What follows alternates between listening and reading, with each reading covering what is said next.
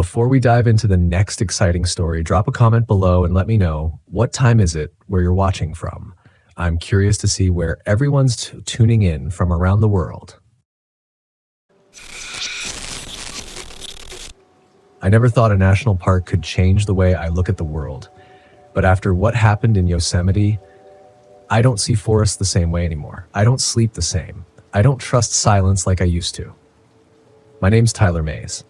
I'm a 43-year-old father of two, husband of one, and for the better part of the last 5 years, I've been chasing peace across the country in a 29-foot Class C RV. I was never one for crowds or cities. I'm the guy who finds solace in the sound of wind slipping through pines, in waking up to the crunch of pine needles under boots and the distant song of coyotes. But let me tell you something that most brochures and travel blogs won't. Not everything in the woods is meant to be found, and not every shadow disappears when the sun comes up. It was October, shoulder season for Yosemite. Less traffic, fewer tourists, and the kind of cold that makes coffee steam curl like ghosts in the morning. We'd booked Lower Pines, Site 46. If you know the place, you know it backs right up to the Merced River, just shy of the granite throne they call Half Dome. My wife, Ellie, had been hesitant. Not about the park, she loves Yosemite, but about me going without her. She and the kids were staying back in Sacramento that weekend because of a school fundraiser.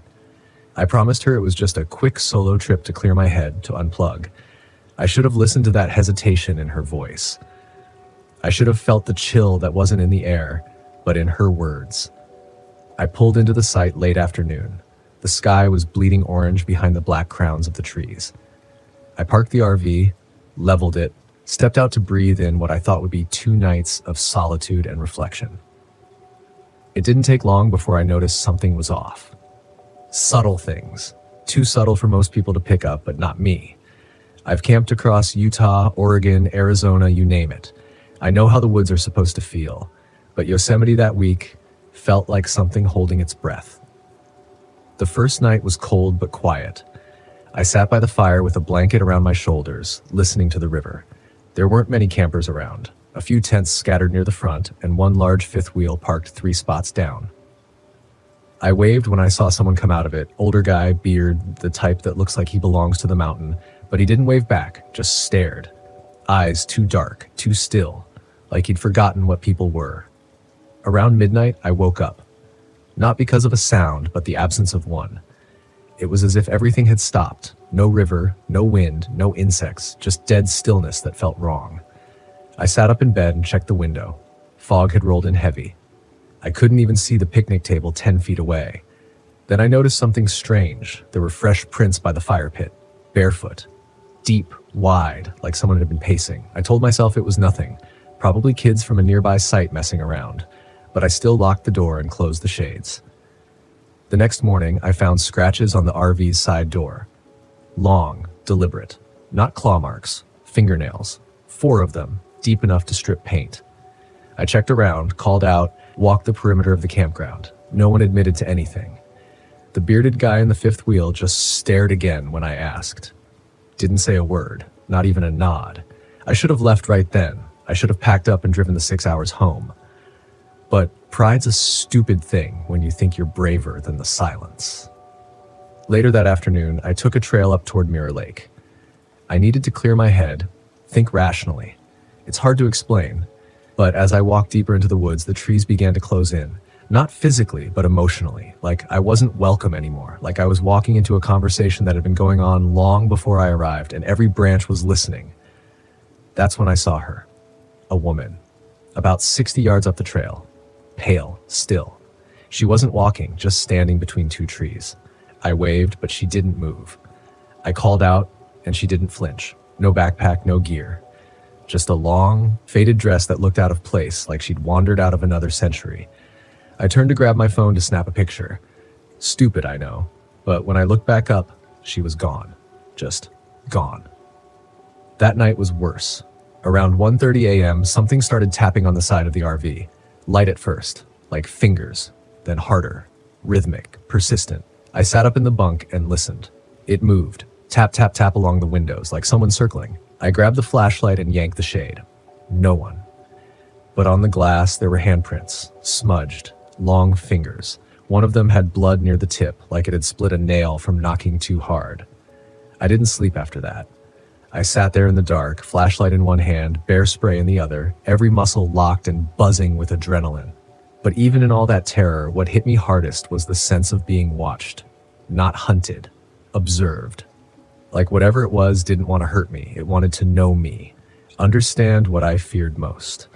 By sunrise, I was done. I packed fast, didn't eat, didn't even brush my teeth. I started the engine and rolled out of Lower Pines like I was escaping something that could follow me if I lingered. As I passed the exit booth, the ranger on duty waved me down. She leaned into the window and smiled. "You were in 46, right?"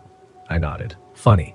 We've been trying to phase that one out. Most folks don't stay the full night. Some don't even make it past sunset." I asked her why, heart still pounding. She just shook her head. "Some places in this park, they're not meant to hold people too long. You hear things, you see things, but they don't follow you out, long as you respect the boundary." I left Yosemite thinking I'd never camp again, but that feeling didn't last. You can't let fear decide how you live, not permanently. You just learn from it. You pay attention. You respect the places you go, not just the wildlife, but the energy that lives there. Because trust me, some forests have memories. Some trails remember every footstep, every whisper, every mistake. And some campsites, they're not abandoned because of maintenance. They're abandoned because they were seen. I didn't tell Ellie everything when I got home. How could I? How do you explain the way a place feels wrong without sounding like you've lost your grip? She noticed I was quieter, that I didn't unload the RV right away like I usually did. I spent more time in the garage, more time rechecking locks. I started sleeping with the blinds closed, even though I used to love waking up to the sunlight. But the worst part wasn't the fear. It was the pull. Something in me wanted to go back, not out of bravery, not for closure, but because something had opened inside me. Like I'd been given a glimpse of a layer of the world I didn't know existed, and now I couldn't unsee it. Like Yosemite hadn't just shown me a haunted campsite, it had shown me a mirror. And deep inside that reflection, I saw how fragile my understanding of safe really was. A few weeks passed. I got back into my routines, kids' soccer games, grocery runs, oil changes.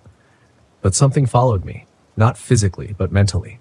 I'd catch glimpses in reflective surfaces, not people. Shapes, always in my periphery, never there when I looked directly, but present enough to steal my breath. My neighbor's dog, usually friendly as a golden retriever can be, started growling when I'd walk by, tail low, eyes wide, fear, not aggression. Then the dreams started. They always began the same way. I was walking back to Site 46, night, fog thick like soup. But I wasn't alone. There were others, shadowed figures standing along the trail, still, watching, their eyes glowing with a low amber hue. Not red, not monstrous, but intelligent, curious, and behind them, always the woman in the dress. She'd whisper something I couldn't hear, over and over, louder each night, until one night, I finally understood it. "You opened the gate." That line snapped me out of sleep, drenched in sweat, heart hammering like I'd run a mile. I knew it didn't mean a physical gate. It was about attention, acknowledgement. Fear isn't just a response, it's an invitation. I'd noticed the things in that place, I'd seen them, wondered about them, and that somehow had let them in. So I did what anyone desperate for answers would do. I researched. I dug into ranger forums. I called old contacts from my camping group. I even reached out to a guy who writes about paranormal activity in national parks. Most of what I found was garbage, ghost stories, creepypasta stuff. But there were patterns, whispers from RVers, rangers, even backpackers about that section of Yosemite, Lower Pines in particular. Stories about campers waking up in the middle of the night with every door and window open, despite locking them tight.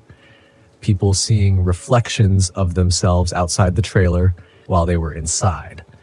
A family in the 90s who checked in for a week and never returned, not reported missing, but erased from all local records, like they were a paper trail someone scrubbed. And then I found the name, the Still Ones. That's what some locals called them. Not ghosts, not demons. Something older, not evil exactly, but observant. They don't attack, they watch, learn, mimic. And the more attention you give them, the more permission they have. They're tied to places where trauma soaked into the ground, where sorrow lingers like smoke in wood. Yosemite, as beautiful as it is, has centuries of it. I wanted to forget. I really did. But the dream kept coming back. The voice got louder. You opened the gate. Come back. I talked to Ellie, finally told her most of it. She didn't believe me, not completely, but she saw the toll it had taken. She said I needed to go back. Not to the same site, not even to the park, necessarily, but somewhere like it, somewhere wild, to face whatever it was I brought back. So I did. In spring, I took the RV to Shasta Trinity, a place still raw and powerful, not tourist trampled. I hiked a little, sat with the silence, and something changed. I realized the fear didn't own me. Not if I set the terms, not if I looked at it instead of away from it. I stood by the lake one morning, fog coiled around my boots, and I said it out loud. I saw you. I know you're there, but I'm not running anymore. The wind shifted, just slightly. And then the weight lifted. I can't explain it better than that. It wasn't dramatic, it wasn't cinematic, but it was real. The pull I'd felt, the dread, the obsession, it loosened. Not everything you see in the woods is meant to harm you. Some of it's testing you, asking if you're listening, asking if you respect it. And if you do, sometimes it lets you go. Sometimes it even leaves you changed, for the better. Because here's what I've learned from RV camping. Real camping. Not the kind with KOA hookups and campfire songs. The kind that takes you to the edges of where man ends and the unknown begins. Nature is not your playground. It is not your therapist. It is not your escape. It is your mirror. And when you step into it with arrogance, it will break you. When you step into it with respect, it will show you who you really are. Yosemite didn't try to hurt me. It reminded me that fear is not always a warning. It's sometimes a teacher, a guide, a test of whether you'll stand or retreat. I still camp, still RV, still drive long, lonely roads with pine shadows licking the corners of my mirrors.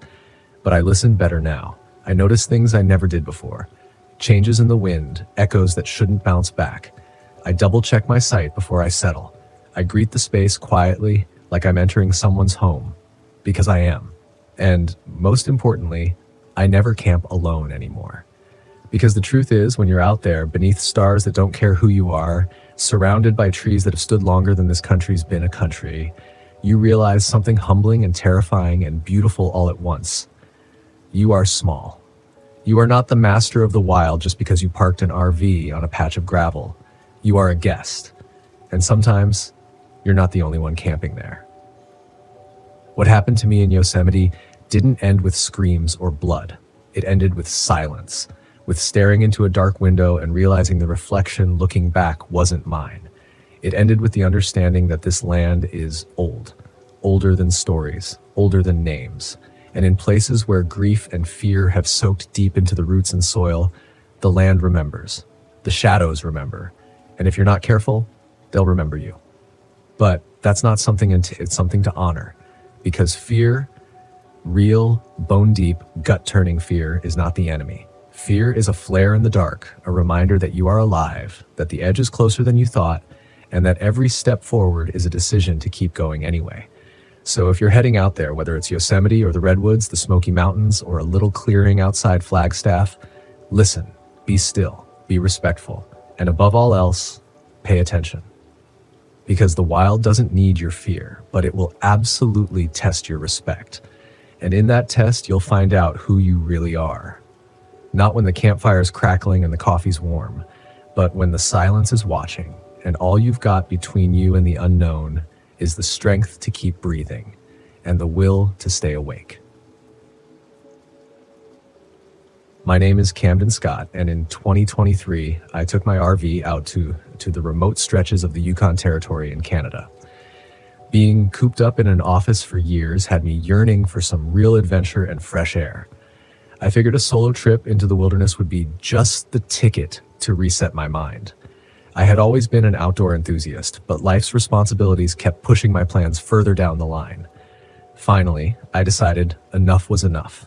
I packed up my gear, loaded the RV, and set off for Kluane National Park.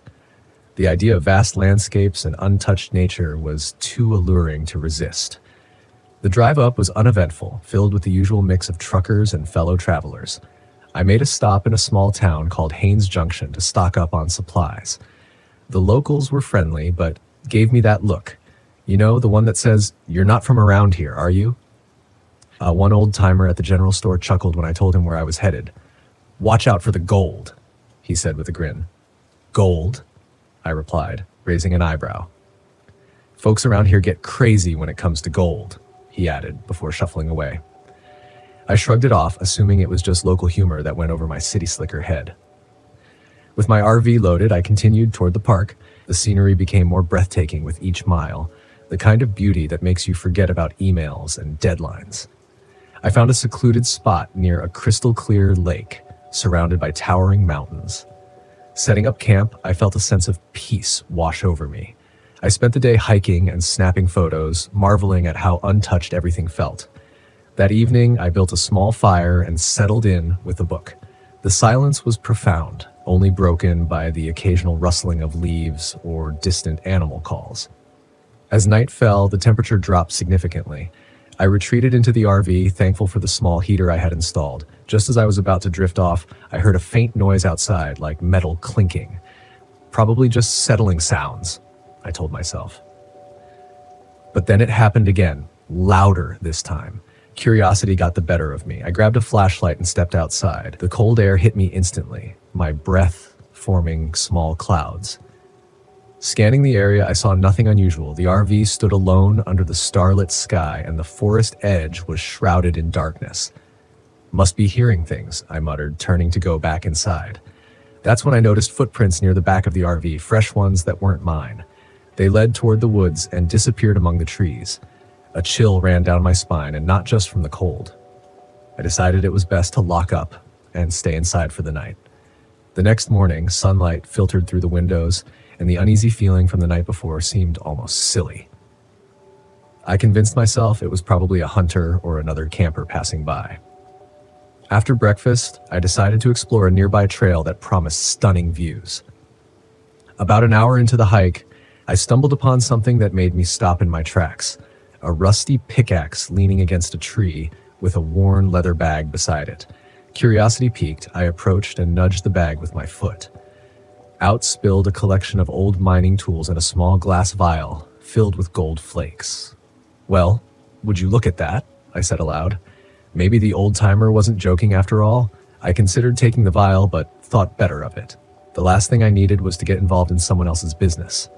As I continued along the trail, I couldn't shake the feeling that I was being watched. Every so often, I'd hear a twig snap or leaves rustle, but whenever I turned around, nothing was there. Deciding I'd had enough hiking for one day, I headed back to camp. As I approached, I noticed smoke rising in the distance, not from my sight, but somewhere nearby. It seemed odd, given how isolated this place was. Back at the RV, I made a sandwich and tried to relax, but an uneasiness settled in. To distract myself, I pulled out my fishing gear and walked down to the lake. The water was so clear you could see the fish swimming near the surface. I cast my line and waited. "Not biting today, huh?" I said after an hour with no luck. Just then, a voice behind me replied, "Fish around here don't care much for strangers." I nearly jumped out of my skin. Spinning around, I saw a man standing a few feet away. He was rugged looking with a thick beard and clothes that had seen better days. "Didn't mean to startle you," he said with a crooked smile. "No worries," I replied, trying to steady my voice. "Didn't hear you coming." "I'm used to moving quietly," he said, stepping closer. "Name's Silas." "Camden," I offered, extending a hand. He looked at it for a moment before shaking it firmly. "What brings you out to these parts?" he asked. "Just taking some time off work, enjoying nature," I said. He nodded slowly, his eyes scanning me up and down. "Not many folks come out here alone." "I like the solitude," I replied, feeling increasingly uncomfortable. "Solitude's a funny thing," he mused. "Can make a man see and do strange things." "Well, I should probably get back," I said, reeling in my line. "Sure thing. Be seeing you around," he said, that crooked smile returning. I hurried back to the RV, glancing over my shoulder to make sure he wasn't following me. Something about Silas didn't sit right. Maybe it was the way he appeared out of nowhere, or how he seemed to savor each word he spoke. That evening, I decided to keep a low profile. I locked all the doors and windows, drew the shades, and kept the lights dimmed. As the hours passed, I started to feel a bit silly. Maybe I was overreacting. Around midnight, just as I was about to call it a night, I heard footsteps circling the RV. My heart pounded in my chest. I reached for the closest thing resembling a weapon, a cast iron skillet. The footsteps stopped near the door. There was a scratching sound followed by a low chuckle. "Who's there?" I called out, trying to sound braver than I felt. Silence. Then a whispered reply. "Just enjoying the night air." It was Silas. "What do you want?" I demanded. "Thought you might like some company." "I'm fine on my own, thanks." "Funny thing about being alone," he continued, "you never know what's lurking around." "Leave me alone," I shouted. The doorknob rattled as he tried to open it. "Now, that's not very hospitable." A loud thud came from the roof, followed by the sound of footsteps overhead. My eyes darted upward. How many of them were there? Desperate, I dashed to the driver's seat, tossing the skillet aside. I turned the key and the engine roared to life. Without wasting a second, I slammed it into gear and hit the gas. In the rearview mirror, I saw Silas stumbling to his feet, a look of rage contorting his face. Then, headlights appeared behind me. 2 motorcycles, gaining fast. Panic surged anew. "Seriously? What is this, a horror movie?" I muttered. Trying to inject some humor into a dire situation, I floored the accelerator, but the RV wasn't built for speed. The motorcycles closed the gap quickly. One pulled up alongside me, and I caught a glimpse of the rider, another rugged-looking man, his face partially covered by a bandana. He swung something heavy against the side window, a metal chain. The glass cracked, but didn't shatter. "Not today," I shouted, swerving the RV toward him. He veered off, losing control and skidding into the brush. The second rider was more persistent. He pulled ahead and tried to block the road. I had no choice. Clenching my jaw, I gripped the wheel and rammed the RV into his bike. He tumbled away as I sped past. Heart pounding, I kept driving until the sun began to rise. I reached a larger town and pulled into a gas station. Shaking from the ordeal, I stumbled inside and told the clerk to call the police. Within minutes, officers arrived. I recounted everything. The encounters with Silas, the attack, the chase. They exchanged glances. "You're not the first to report something like this," one officer said grimly. "Excuse me?" "There's a group operating in these parts," he continued. "Illegal miners protecting their claims. They've been known to intimidate, or worse." "Illegal miners? Like gold miners?" I asked, recalling the old-timers' warning. "Exactly. They don't take kindly to outsiders stumbling upon their operations," he said. They took my statement and assured me they'd investigate. Exhausted, I decided to find a motel and get some rest. Later that day, curiosity got the better of me. Using my laptop, I dug into local news and forums. Stories surfaced about missing hikers, unexplained disappearances, and rumors of a shadowy group guarding hidden mines. One article mentioned a man named Silas Harper, a former geologist turned illegal miner, suspected in multiple disappearances but never charged due to lack of evidence. Great. I had a run-in with a psycho prospector, I muttered. I informed the police about what I found, hoping it would help their investigation. A few days later, I prepared to head home. As I was fueling up, I overheard 2 men talking. "Another camper went missing up near Kluan," one said. "Must have crossed paths with Silas and his crew," the other replied. I felt a knot tighten in my stomach. It wasn't over, for others out there. Driving away, I couldn't shake the thought of those still venturing into the wilderness, unaware of the dangers lurking. Not from nature, but from those guarding their secrets with deadly resolve. Silas Harper, a man driven by greed, willing to do anything to protect his hidden gold mines, no matter the cost. My name is Barrett Thomas, and this happened to me on September 27th, 1996. I had just bought an old RV from a buddy of mine, Sam Parsons. He swore it was a steal, so I took him at his word and set off to explore some quieter parts of Colorado. I figured it was a good excuse to take a break from my job at the warehouse and enjoy a bit of solitude. The RV wasn't fancy, but it had a bed, a small kitchen, and enough space to feel comfortable. The first couple of days were uneventful. I drove through small towns, stopping at diners for coffee and pie and making idle conversation with the locals. By the 3rd day, I found a secluded spot by a lake near the edge of a dense forest. It was perfect. No cell signal, no other campers, just peace and quiet. I parked the RV, set up a folding chair by the water, and cracked open a beer. The sun was setting, casting an orange glow over the lake, and I felt a deep sense of calm. This was what I needed. As night fell, I lit a small campfire and cooked up some hot dogs. The crackling fire and the distant hoots of an owl were the only sounds I could hear. It was idyllic. Around midnight, I decided to call it a night. I doused the fire, locked up the RV, and crawled into bed. I slept like a rock until around 3 a.m, when I was jolted awake by a loud thud against the side of the RV. I sat up, groggy and disoriented, and listened. At first, I thought it might be a bear or a deer, but the thud continued, more rhythmic and deliberate than any animal I had ever encountered. I grabbed a flashlight and cautiously stepped outside, shining the beam around the perimeter of the RV. The forest was silent, and there was no sign of anything unusual. I convinced myself it was just the wind or a branch falling from a tree and went back inside. But as soon as I lay down, the thud started again.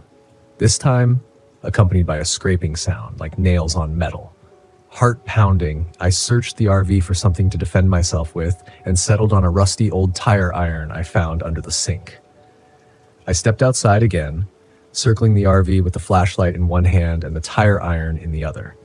This time, I noticed something strange. Deep, jagged scratches running along the side of the RV, too high up to have been made by any animal I knew of. I decided then and there to pack up and leave at first light. Dawn couldn't come soon enough. I barely slept, lying in bed with the tire iron at my side, ears straining for any sound. When the first light of morning crept through the windows, I threw on my clothes, fired up the RV, and drove out of there as fast as I could.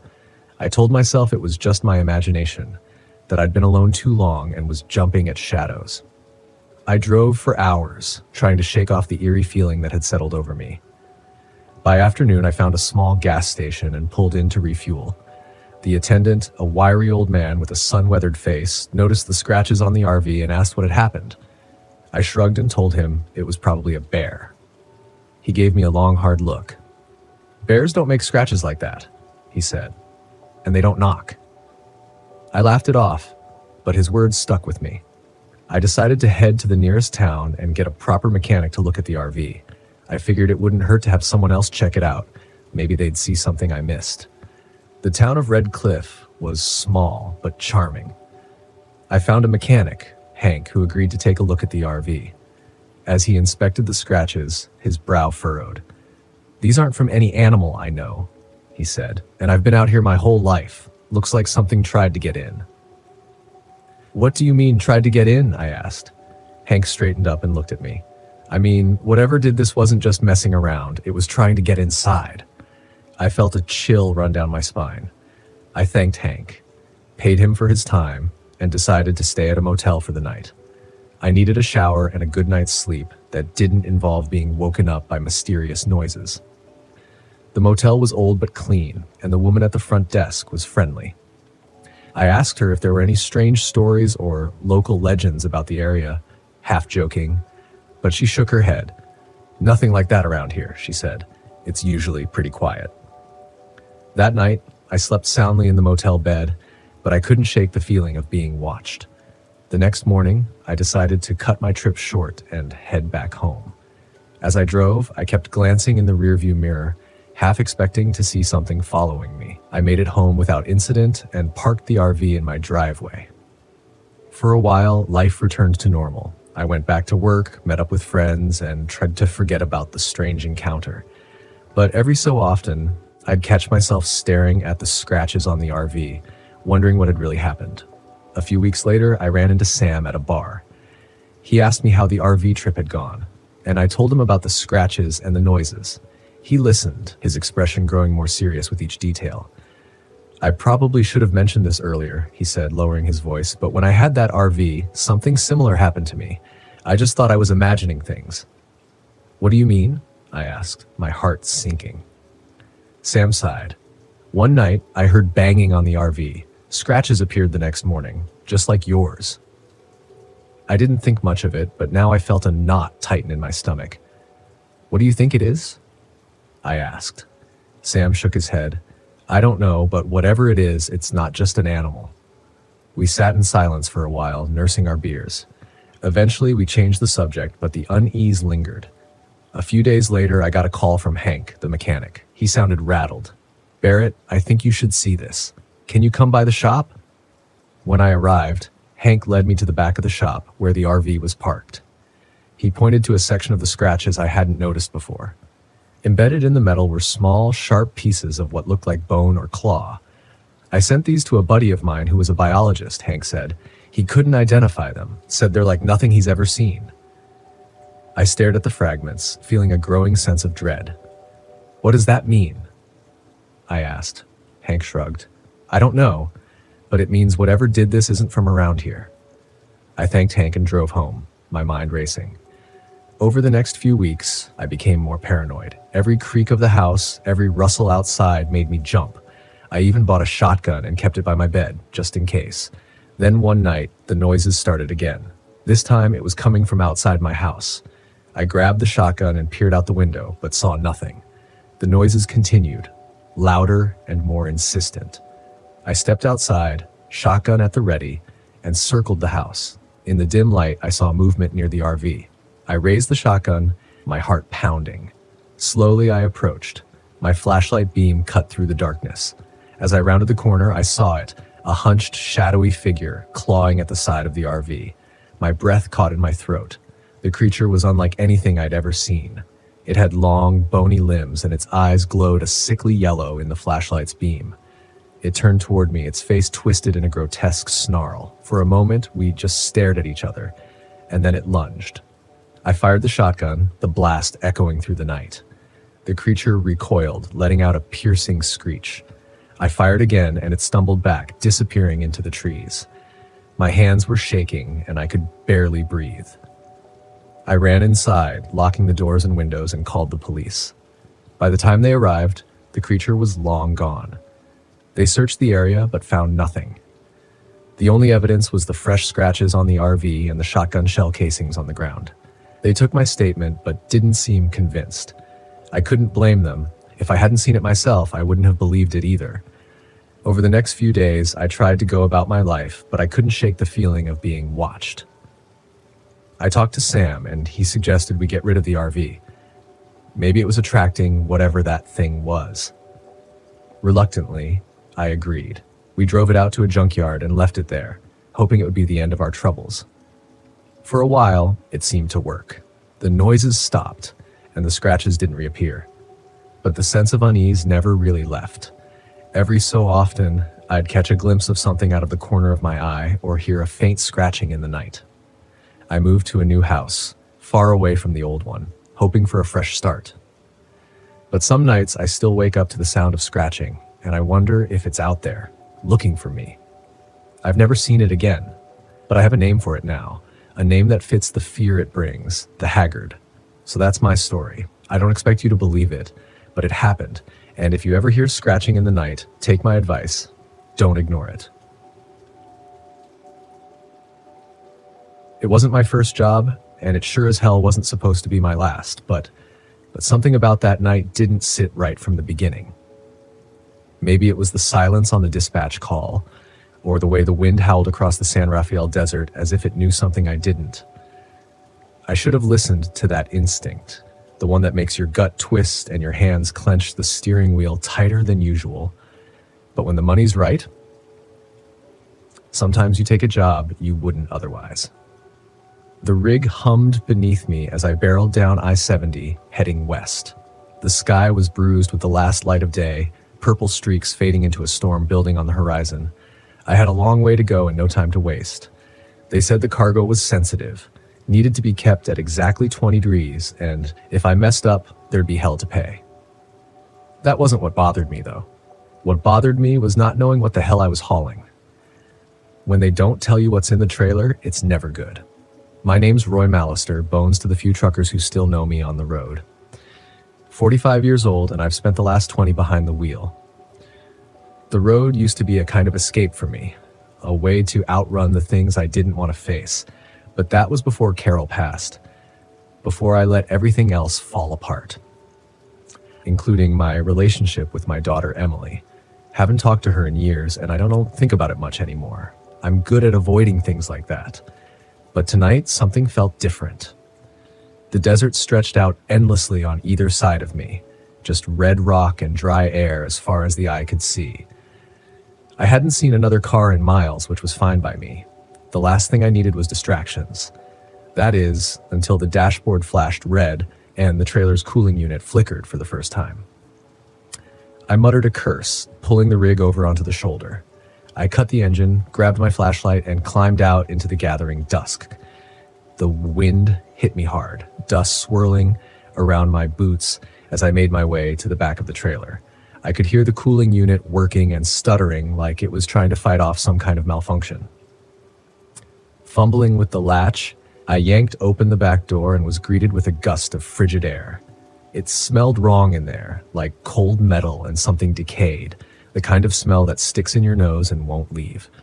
I shined my light into the back, trying to figure out what was causing the problem. That's when I heard it. A soft tapping. No, not tapping. Scratching. It was coming from the crate, a large wooden crate strapped down in the center of the trailer, covered in heavy chains. My heart started to pound in my chest, the kind of adrenaline spike that tells you to get the hell out of there. But my feet wouldn't move. I inched closer, flashlight trembling in my grip. The scratching got louder. The crate shifted just slightly, as though something inside was alive. What the hell? I whispered, backing away. I wasn't going to open it, not in a million years. I slammed the trailer door shut and locked it tight, forcing myself to breathe slowly. Whatever was in that crate, I wasn't sticking around to find out. I was just supposed to get it from point A to point B, no questions asked. I climbed back into the cab, started the engine, and pulled back onto the road, telling myself I was imagining things. Maybe it was an animal, I thought, some government experiment or something. None of it mattered. All I had to do was deliver the damn thing. The radio crackled to life as I accelerated, and I jumped in my seat. Static, then through the fuzz, I heard something faint. A voice. A woman's voice. "Roy, why didn't you come back?" My heart stuttered. The voice sounded like carols. I smacked the side of the radio, trying to clear the signal, but the static only grew louder. The voice faded, replaced by an eerie, distorted country song, one I hadn't heard since she passed. It was one of her favorites. "No," I muttered, turning the radio off. This was just stress getting to me. The isolation, the weird cargo, and the fact that I hadn't slept in 2 days. That's all it was. That's what I told myself as I sped down that endless stretch of highway. But the farther I drove, the worse it got. The storm hit an hour later, and with it came the figures. I thought they were just shadows at first, shapes in the mist thrown up by the desert sandstorm. But as the wind howled and the sand lashed against the windshield, I could swear I saw them. People walking along the roadside.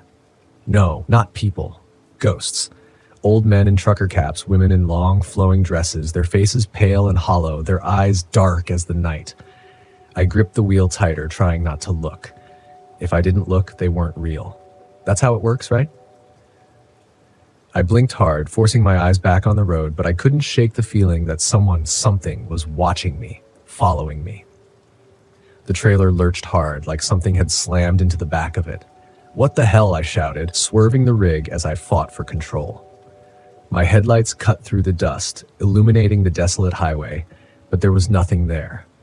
Nothing but empty miles. The trailer shook again, then came the knocking, loud, rhythmic, like someone was pounding on the inside of the crate. I could feel the hairs on the back of my neck stand up. I was done pretending it was nothing. I was done lying to myself. I had to stop. I had to see what was in that crate. I pulled the rig to the side of the road again, hands trembling as I jumped out of the cab. The wind whipped sand into my face, stinging my eyes, but I didn't care. I grabbed a crowbar from the toolbox and made my way to the back of the trailer. The knocking hadn't stopped. It was louder now, more urgent. With a deep breath, I unlocked the trailer and threw the doors open. The cold hit me again, but this time it wasn't just the refrigeration. There was something wrong about it. The air inside was thick, oppressive, like it was pressing down on me. I raised the crowbar, jammed it under the lid of the crate, and pried it open. And then everything stopped. The wind, the knocking, even the pounding of my own heart. Inside the crate, nestled in layers of straw and old cloth, was something small. It looked like a statue, a human skull, but blackened with strange symbols carved into the bone. It seemed to pulse, like it was alive, like it was breathing in time with me. And then the whispers started. Not from the radio this time, but from the skull itself. Voices swirling in my head, speaking in languages I couldn't understand. But one voice stood out. One voice I knew. Roy. I stumbled back, my heart racing as the skull began to glow with a faint, sickly light. The voices grew louder and the wind picked up again, howling around the trailer. I slammed the crate shut and bolted the door. I didn't care what they said. I didn't care what I'd seen. I was getting the hell out of there. I threw the crowbar into the cab, jumped behind the wheel and floored it. The trailer lurched behind me as I tore down the highway faster than I'd ever driven in my life. The storm whipped around me, and through the swirling dust I could see them again, the figures. They were closer now, standing on either side of the road, their eyes following me. Some of them looked familiar, faces I'd seen on the road before, long-dead truckers, friends. Then, as if the storm itself parted, I saw her, Carol, standing in the middle of the road, her white dress flowing in the wind, her eyes locked on mine. I jerked the wheel, swerving to avoid her, but the rig skidded off the road. The trailer jackknifed as it skidded across the desert sand. I barely managed to hang on as the truck groaned to a stop, tilted sideways in a ditch. Silence. I sat there for a long time, staring out into the empty desert, trying to breathe. The storm passed, but I knew it wasn't over. I reached for my phone. No signal. No way out. And then, just as the last light faded from the sky, I saw her again, Carol, walking slowly toward me. Her face pale and cold, her eyes filled with something I couldn't understand. "Roy," she whispered, her voice soft but clear in the stillness. "It's time to come home." I didn't run. I didn't scream. I just sat there, waiting as the darkness closed in around me. My name's Lennox Stevens, and back in 2020, I took my old RV to the fringes of the Ozark National Forest. I was tired of the desk job grind in Kansas City, so I thought a solo camping trip might clear my head. The plan was simple. Drive out, park by the creek, spend a couple of days fishing, grilling, and enjoying the quiet. No neighbors, no boss breathing down my neck, just peace. Now, if you've never been to the Ozarks, picture this. Dense trees that go on forever, steep hills that make you feel tiny, and a silence so thick you start hearing things that aren't there. I parked close to the Mulberry River, deep enough into the forest that I wouldn't see another soul unless they were as lost as I felt. The first day was as peaceful as I'd hoped. I set up my fold-out chair by the water, cracked open a cheap beer, and tossed in a line. Nothing but me, the fish, and an occasional hawk gliding above. I slept like a rock that night, only to wake up to a strange sound echoing through the trees. At first, I brushed it off. It could have been a coyote, maybe a raccoon rooting around my camp. But when I got out of the RV, I saw footprints around the campsite. Not paw prints. Footprints. Human. And too close to my RV for comfort. I laughed it off, figured maybe some other camper got lost and wandered through, though I hadn't seen anyone else. The next day was fine, but around dusk, I got the uneasy feeling that I was being watched. Now, I'm not the kind of guy who spooks easily. I spent my teenage years in the woods, hunting deer and fishing with my dad, and I thought I knew these forests well enough. But there was something different this time.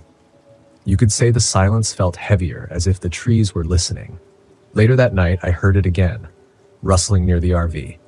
I got up, flashlight in hand, and took a quick look around. Nothing. Just shadows and my own nervous imagination, I told myself. But the next morning, the footprints were back, closer this time, with the ground scuffed up like someone had been dragging something. I didn't see anyone, but as I scanned the trees, I caught a flash of movement, a shape quickly slipping behind a tree about 50 yards out. Now, I know what you're thinking. Could have been a deer or some other animal, but there was something too deliberate about it. I didn't get a clear look, but I knew I'd seen someone. By this point, I wasn't about to leave. Call it stubborn pride. I'd come here to escape the grind, not to get spooked by some weirdo lurking in the woods.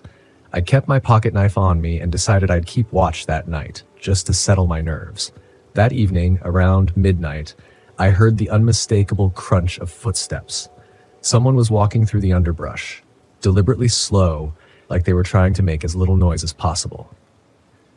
I turned off the RV lights and waited, crouched near the door, hoping whoever it was would just walk on by. Then I heard the sound of metal clinking. It was faint, but it had that rhythmic quality, like someone was checking their gear.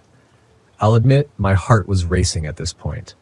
I've had my fair share of bar fights and tussles over the years, but nothing prepared me for the feeling of being hunted. I spent the rest of the night on edge, gripping that pocket knife so tight my hand cramped. Around 4 a.m., I heard the footsteps fade away. Whoever it was had either lost interest or decided to let me stew in my own fear. By dawn, I was dead tired, but I wasn't about to stay in that RV another night. As I packed up, I noticed something horrifying. A small, bloodied cloth hanging on the rear bumper of my RV, as if someone had left me a warning. The footprints were everywhere now, deep and deliberate, as though the person had been circling the RV, studying it. I grabbed my stuff and decided to make for the ranger station about 10 miles down the road. But as I turned onto the path, there he was, standing dead center in my way.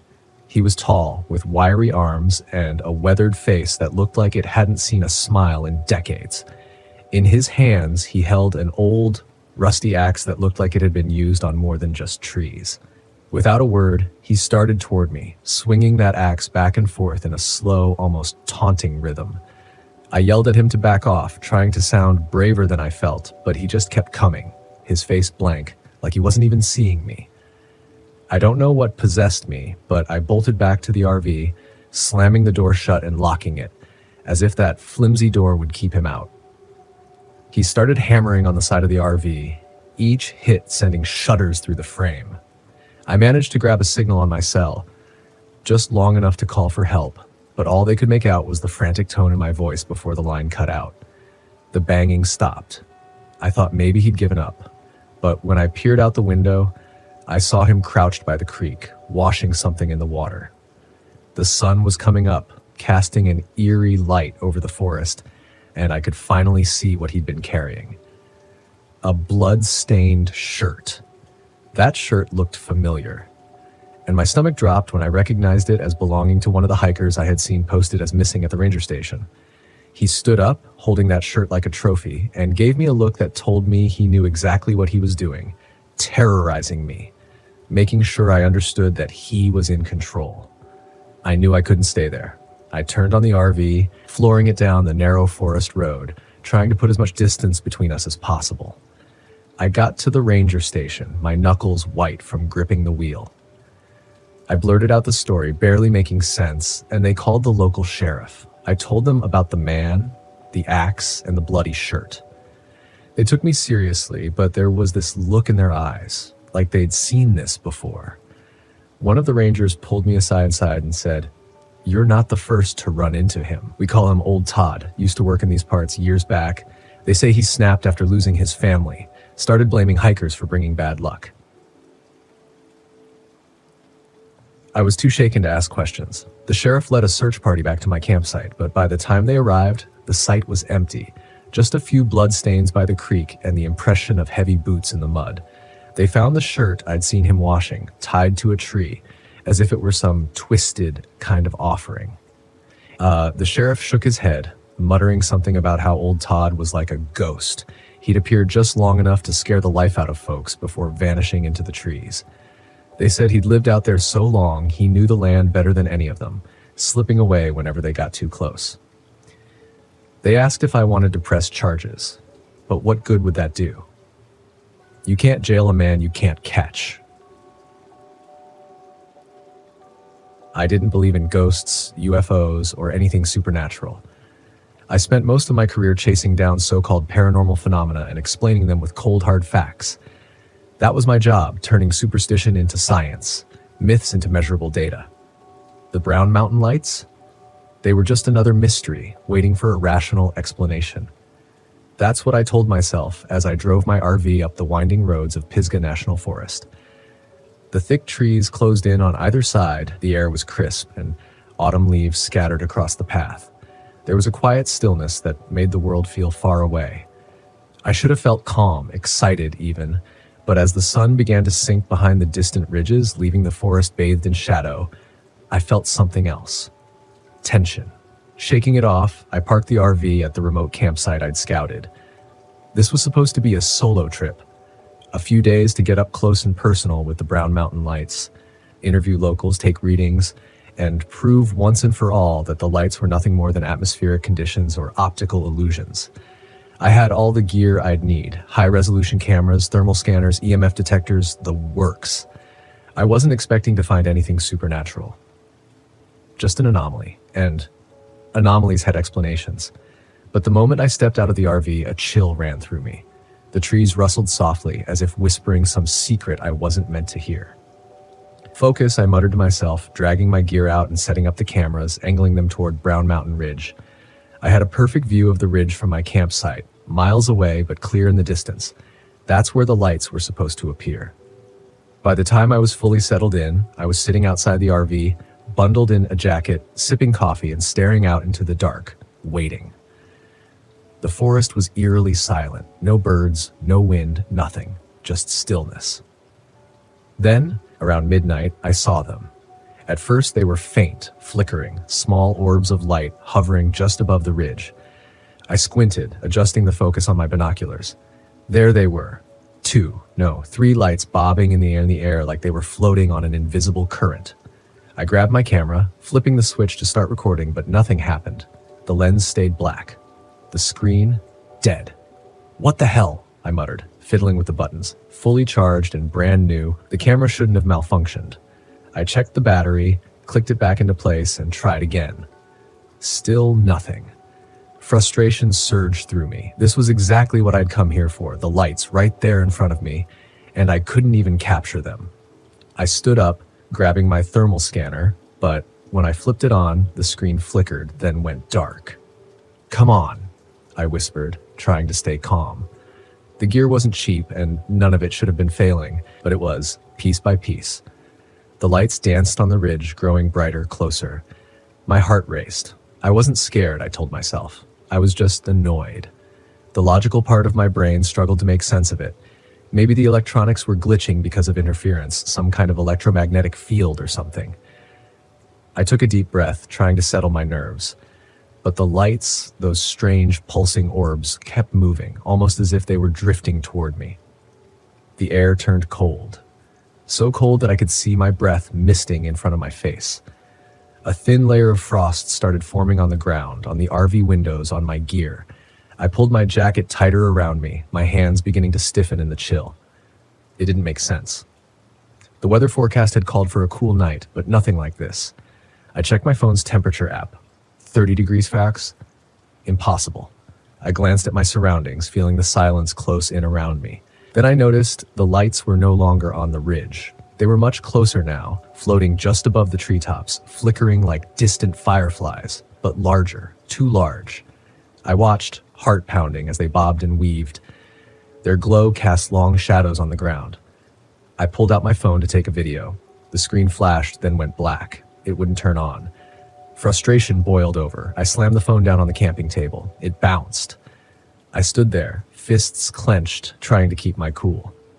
This was why people got sucked into believing nonsense, because technology failed at the worst possible moment. The lights weren't supernatural. There had to be an explanation. Maybe the cold was messing with the equipment, or some kind of atmospheric distortion. But then I saw the handprints, small, faint handprints etched in frost on the RV window. They hadn't been there before. I knew that. I stared at them, my breath catching in my throat. They looked like the handprints of a child, no more than a few inches across, and they were slowly, gradually melting away in the cold. A prickling sensation crawled up the back of my neck. I turned to look at the lights, now hovering at the edge of the forest, close enough that I could make out their eerie bluish glow. They flickered in the trees, moving in slow, lazy circles, as if they were watching me, waiting for me. The rational part of my mind screamed that it was impossible. There was no way the lights could have traveled that fast. No way they could be this close. I'd seen videos, read reports. They were always distant, spectral, unreachable. But now they felt personal, as if they were beckoning me. I swallowed, my throat tight. Without thinking, I took a step forward. The cold deepened, pressing in on me from all sides. The frost crept up the sides of the RV, spreading like delicate veins. The temperature continued to drop. My breath came out in ragged gasps and my vision blurred. The lights drifted deeper into the trees, flickering and glowing, moving in a pattern that felt deliberate, like they wanted me to follow. And I did. I grabbed my flashlight, my hands trembling as I made my way toward the forest's edge. The beam of light was weak, barely cutting through the dark. I kept my eyes on the lights, feeling a strange pull in my chest, like something was urging me forward. As I entered the trees, the world grew darker. The lights danced just out of reach, always a few steps ahead of me, their glow casting an ethereal light on the twisted branches. The forest felt wrong. Too quiet. Too still. I checked my watch. 2 hours had passed. I hadn't even noticed. My legs ached, and I realized with a sinking feeling that I had no idea how far I'd wandered. The lights flickered again, brightening as they circled a large boulder ahead, and then they stopped, hovering there, motionless. I took a step closer, and that's when the hallucinations began. Shapes, faint figures moving in the trees, shadows stretching unnaturally long. And there, between the branches, I saw faces. Pale, expressionless faces staring at me with hollow eyes. I blinked, and they were gone. Panic set in. I turned to leave, but the forest had shifted. The path I'd taken was no longer clear. Everything looked the same. The same trees, the same twisting branches. The lights pulsed behind me, glowing brighter as if taunting me. I ran. My breath came in short, sharp bursts. My heart raced in my chest as I stumbled through the underbrush, trying to find my way back to the campsite. The lights flickered at the corners of my vision, but I ignored them. Then I heard it. Footsteps. Light, quick footsteps crunching through the frost behind me. I didn't dare look back. I ran faster, my flashlight flickering and dying in my hand. I broke through the tree line, gasping for air, and saw the RV ahead, a welcome sight. But the air around it was colder than ever. The frost was so thick on the windows that it looked like snow. And there, pressed against the glass, were more handprints, dozens of them. I scrambled inside, locking the door behind me, and collapsed on the floor, panting. My entire body trembled with cold and fear. The lights were still out there. I could see them through the frosted windows, flickering in the trees, growing fainter as the night wore on. I didn't sleep. I couldn't. By dawn, they were gone. The temperature returned to normal, and the frost melted away, but I didn't feel safe, not anymore. I packed up the RV and drove out of Pisgah National Forest, my hands still shaking on the steering wheel. I'd come here to find an explanation, to debunk the Brown Mountain lights. But what I found was something else, something I couldn't explain. And I knew, deep down, that the lights weren't just a phenomenon. They were something more, something ancient, something dangerous, something that had almost taken me. I don't know what they wanted, but I'll never go back to find out. The fog was thicker than I'd expected. I pulled my RV into a secluded clearing in Pisgah National Forest and stepped out into the damp air, the smell of wet earth heavy in my nose. Everything was muffled, as if the forest was holding its breath. The trees were shrouded in mist, their trunks fading into the gloom, and the trail I'd heard so much about was hidden somewhere out there, waiting for me. I'd come here to find something unique. My vlog had been stagnating, and I needed a fresh angle. A fellow hiker had mentioned an unmarked trail, a path that didn't appear on any maps. One locals swore disappeared and reappeared as if it had a life of its own. Perfect. If I could document it, film the mystery, my audience would eat it up. I grabbed my camera, set it up, and filmed a quick introduction. Hey everyone, it's Nate here, and I'm in the middle of the misty Pisgah National Forest, about to track down the infamous Vanishing Trail. Legend says this path comes and goes, and people who wander too far down it don't come back. Let's see if that's true. I packed up my gear and set off into the fog. The forest was silent, the only sound my boots crunching on damp leaves. I had a GPS in my pocket just in case, but I didn't plan to use it unless things got really bad. I wanted to go off the grid, find this mysterious trail, and see if there was anything to the rumors. I'd always been a skeptic. Ghost stories and folklore are fun to tell around a campfire, but not much else. As I walked, the fog thickened, swallowing the trees. It clung to my skin, cold and heavy. It wasn't long before I found the first strange marker. A stone slab jutting from the ground, its surface covered in spiraling symbols that didn't look like any language I knew. I filmed it, talking into the camera as I described the find. This looks like something from an old burial ground, but there's no mention of this on any maps. Really makes you wonder what else is out here, hidden beneath the fog. I kept moving. The trees closed in tighter, and the trail became fainter, more overgrown. Soon it was little more than a game trail, barely wide enough to follow. I pushed forward, keeping the camera rolling, but after another hour of hiking, the trail simply disappeared. One moment there had been a clear path. Now it was gone, swallowed by the forest. I checked my GPS, but the signal flickered weakly. The screen showed I was in the middle of nowhere. No path, no landmarks, just a blank screen with a blinking dot. Me, alone, in the fog. Okay, I muttered. You've dealt with worse. I turned back the way I'd come, but the forest looked different now. The trees seemed closer together, the undergrowth denser. The fog was disorienting, and I had to rely on instinct to retrace my steps. The GPS was useless. I kept walking, scanning the ground for signs of the trail, but there was nothing. I was starting to feel uneasy. That's when I heard it. Footsteps, not mine. I froze. The sound came from deeper in the forest, slow, deliberate footsteps crunching on the leaves. I turned, scanning the fog, but there was nothing, just the swirling mist. Then, out of the gloom, a figure emerged. An older man, his clothes tattered and damp, his eyes wide and vacant. "Hey," I called, my voice echoing through the stillness. "You lost too?" The man looked at me for a moment, then shuffled forward. He seemed off, his clothes were torn, his face pale, and there was a distant look in his eyes, like he wasn't entirely there. "I've been walking for days," he said, his voice hoarse. "The trail, it keeps changing." "Are you okay?" I asked, stepping toward him. He shook his head. "No one's okay out here." I frowned, feeling a cold knot of fear tighten in my stomach. "What do you mean?" "The trail? It moves. I've seen it, watched it disappear and reappear. It's not just a path, it's the forest. It doesn't want us to leave." I stared at him, my mind racing. This guy was either delirious or onto something. Either way, I didn't like the way he was talking. "Look, I have a GPS," I said, pulling it out. "We can find our way back."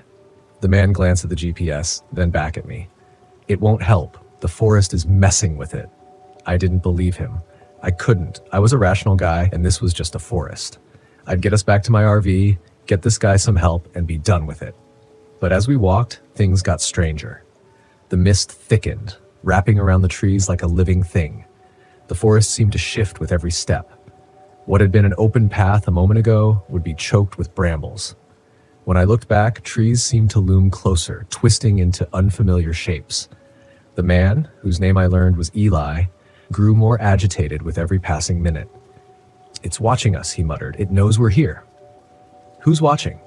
I asked, growing impatient. "The forest," he said, his voice barely a whisper. "It's alive, and it's been here long before we were." I ignored him, focusing on the GPS, but even that was failing me. The screen flickered, the signal cutting in and out. At one point, it showed me standing on a clear path, but when I looked up, there was nothing but trees. Thick, twisted trees that looked like they had grown there for centuries. We kept walking, the fog growing thicker, pressing in on us. The air felt heavy, almost suffocating, and the whispers started. Faint at first, like the wind through the leaves, but then more distinct voices calling out from the mist. "Nate." I froze, my heart hammering in my chest. "Did you hear that?" I asked Eli. He nodded, his eyes wide. "It's calling us." "The forest." I tried to shake it off, tell myself it was just the wind, but deep down, I knew that wasn't true. The voice had spoken my name. We came across a backpack tangled in the branches of a tree, high above our heads. It was old, covered in dirt and torn, but when I climbed up to retrieve it, I found fresh supplies inside. Water, food, like someone had packed it yesterday. I felt a chill run down my spine. How had it gotten there? Eli was growing more paranoid, his eyes darting around like he expected the trees to come alive at any moment. "We need to leave," he kept saying, "before it's too late." We pushed forward, but no matter which direction we went, we ended up back where we started.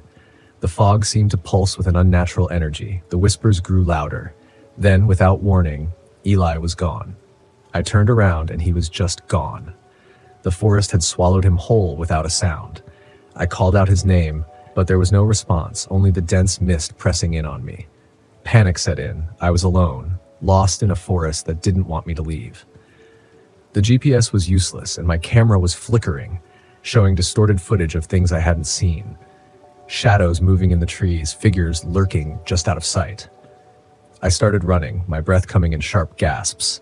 The trees twisted and shifted around me. The fog was so thick I couldn't see more than a few feet ahead. Every time I thought I'd found a way out, the forest closed in, trapping me in a maze of branches and brambles. The whispers were louder now, calling my name over and over.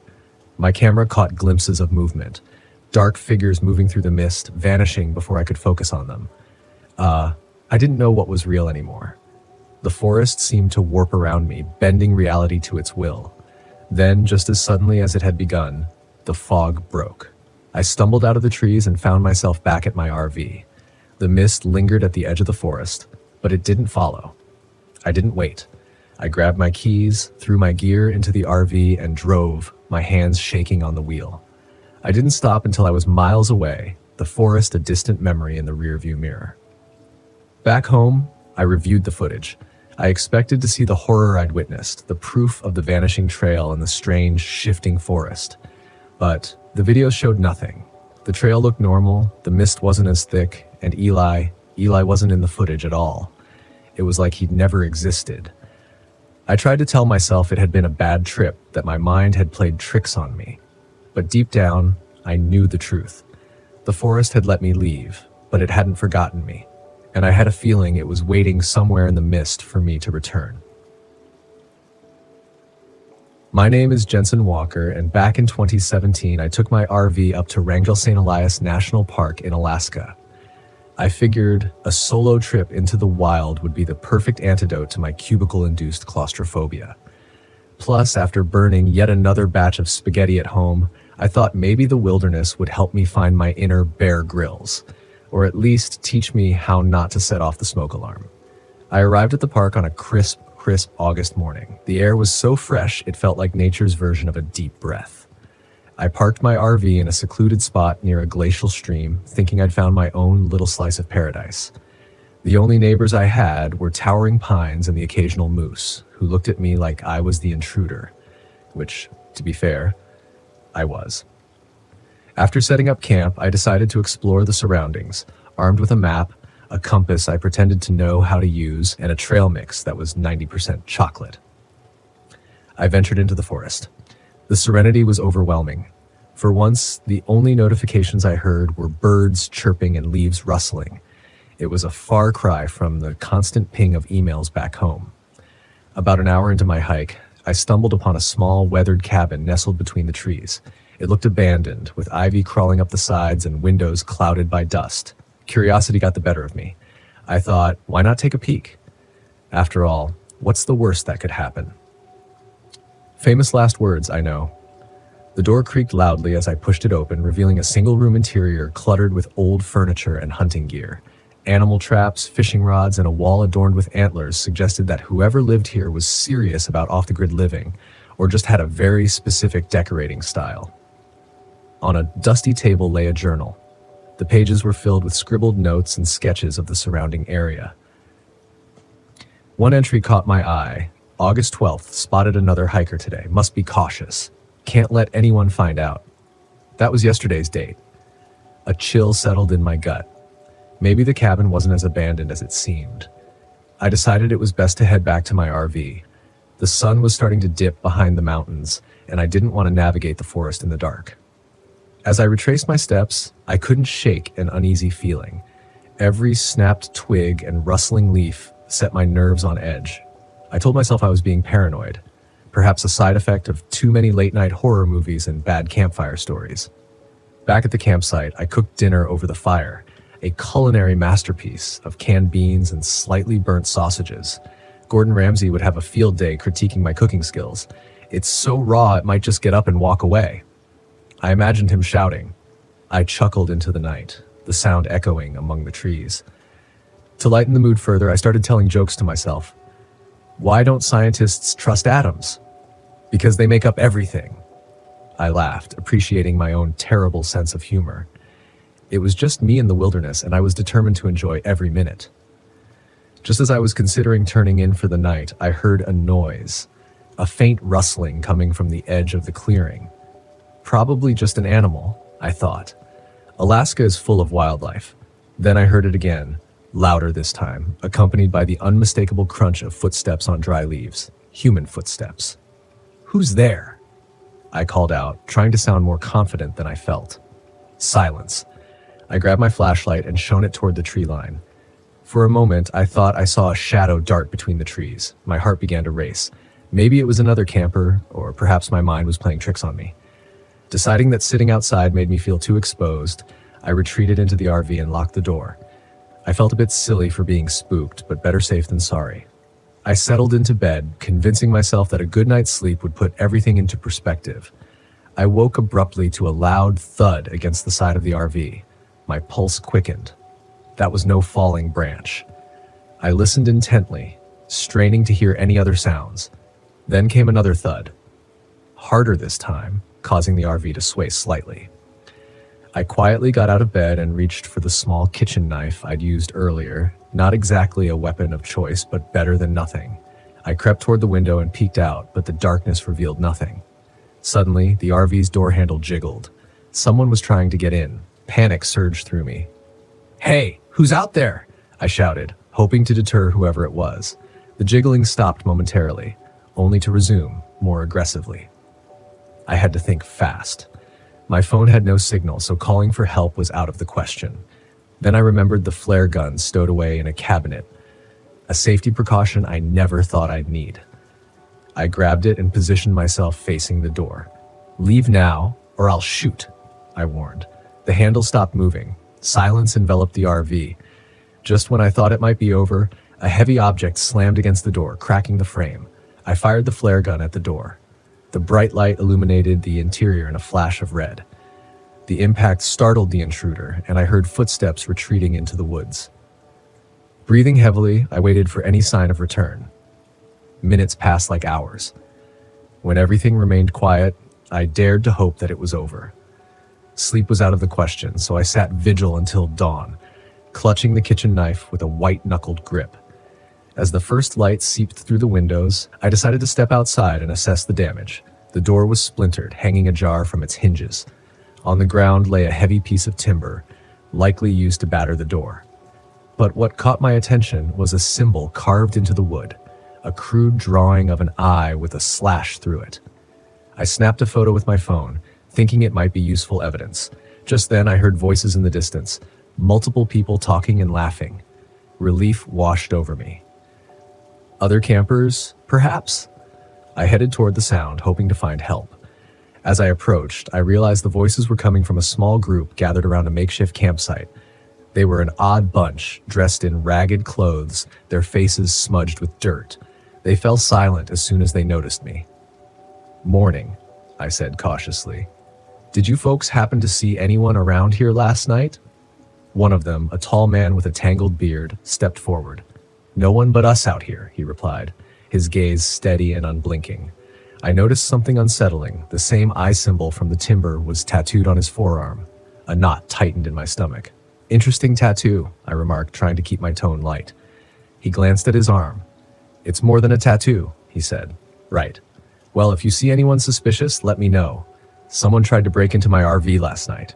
He gave a faint smile. "The forest doesn't take kindly to trespassers." I decided it was time to leave. "All right then, have a good day." As I turned to walk away, I felt their eyes on my back like a physical weight, and that's when I knew I had stumbled into something truly dangerous. As I hurried back to my RV, I couldn't shake the feeling that I'd stumbled into something dangerous. I resolved to pack up and get out of there as fast as possible. When I returned, I found my RV ransacked. Drawers were pulled out, belongings scattered, and the words "leave now" were scrawled across the wall in what looked like charcoal. My heart pounded in my chest. This was no longer just a creepy encounter. It was a direct threat. I gathered what I could and started the engine. As I drove down the dirt road leading out of the park, I caught sight of something in the rearview mirror. The group from earlier, standing in the middle of the road, watching me leave.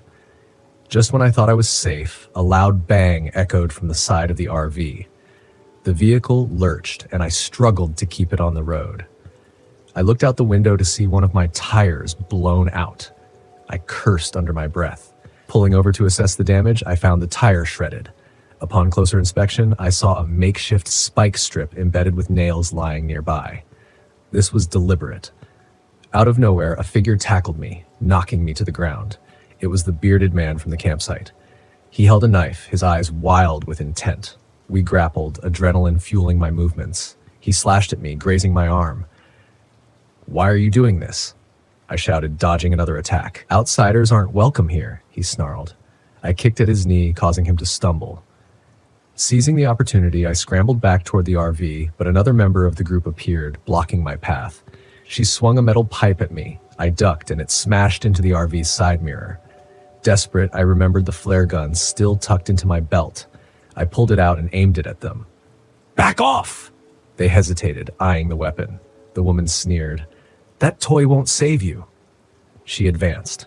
Without thinking, I fired. The flare struck her shoulder, igniting her clothes. She screamed, dropping to the ground to extinguish the flames. The bearded man charged at me in a rage. I sidestepped, causing him to crash into the side of the RV. The impact dazed him. I took the chance to climb into the driver's seat and slammed the door shut. I started the engine. Despite the flat tire, the RV lurched forward, grinding against the road. I didn't care, I just needed to get away. As I sped down the rough path, the vehicle shook violently, the other tires threatening to give out. But I pushed on. In the distance, I saw a ranger station. Relief flooded over me. I pulled up haphazardly, honking the horn wildly. A park ranger emerged, alarmed by the sight of my battered RV and my disheveled state. "Please, I need help," I shouted. He approached cautiously. "Calm down, sir. What's going on?" "A group of people attacked me. They're back there, sabotaging the road and attacking campers." His expression grew serious. "Did you say a group?" "Yes. They tried to break into my RV last night and attacked me on the road." He radioed for backup. "You're lucky you made it here. We've had reports of a cult operating in the remote areas of the park." "A cult?" "They're hostile to outsiders. We've been trying to track them down." Another ranger arrived, and they escorted me inside, tending to my wounds. I gave a full account of what happened, showing them the photo of the symbol and describing the attackers. Over the next few hours, law enforcement combed the area. They found the spike strip and evidence of the group's campsite, but the cult members had disappeared. I was advised to stay in town until they could ensure the area was safe. They arranged for my RV to be repaired, and I checked into a local motel. At the motel, the receptionist looked up as I approached the desk. "Rough day?" she asked, eyeing my torn sleeve and bandaged arm. "You could say that," I replied. "I've had better Mondays. At least I didn't have to sit through a budget meeting." She chuckled. "Well, we've got cable and hot water. Sometimes that's all you need. Throw in a decent cup of coffee, and you might just convince me to stay forever." The following day, news came in. Authorities had discovered several shallow graves near where my RV had been parked. The bodies of missing hikers were recovered, victims of the cult's gruesome acts. I realized how close I'd come to becoming one of them.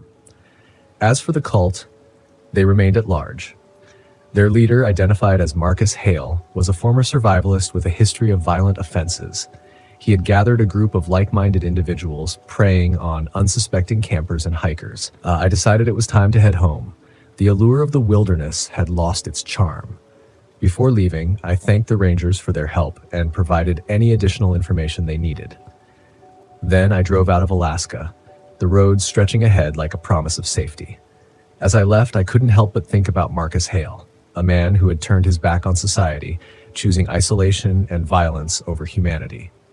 I drove on, the open road ahead, leaving the shadows of the forest and its secrets behind. I never wanted to take the job, not this one. But when the bills pile up and your savings start running dry, you do what you have to, even if it means going back to the place you swore you'd never see again. Dead Man's Pass. It was Eddie's death that did it. 15 years ago, I lost my brother on that road. His rig skidded off a curve and plunged into the canyon. I was driving a mile behind him when it happened. Saw the whole thing through my windshield like a damn nightmare unfolding in slow motion. I've never been the same since. I never could forgive myself for not doing more, not being there to help. That's how it goes in this life. You haul, you drive, you move forward, keep the past in the rear view. But it's never that simple, is it? I'm Hank Collins, but most people on the road know me as Rusty. Maybe it's the hair going gray, or maybe it's just the wear and tear of 30 years behind the wheel. I've spent most of my life running rigs, hauling everything from livestock to construction equipment. This time I was hauling heavy machinery for a mining outfit in Utah. Easy enough, or so I thought. The cargo didn't bother me. What bothered me was the route. Route 163 through the heart of Monument Valley, and then up through Dead Man's Pass, the very stretch of road where Eddie lost his life. I've avoided it for years, but I couldn't avoid it this time. The money was too good, and the job came at a time when I needed it most. The first sign that something wasn't right came when I crossed into the desert. The vast expanse of red rocks stretched out for miles, the sun beginning to dip below the horizon, casting long shadows across the road. It should have been peaceful, almost beautiful, but there was something off. The radio cut out first, static, then silence.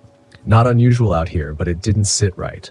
The stillness felt heavy, oppressive, like the desert itself was holding its breath. As the sun slipped away completely, I noticed a pair of headlights in my rearview mirror. At first, I didn't think much of it. Probably another trucker making the same route. But as the miles passed, those headlights didn't get closer.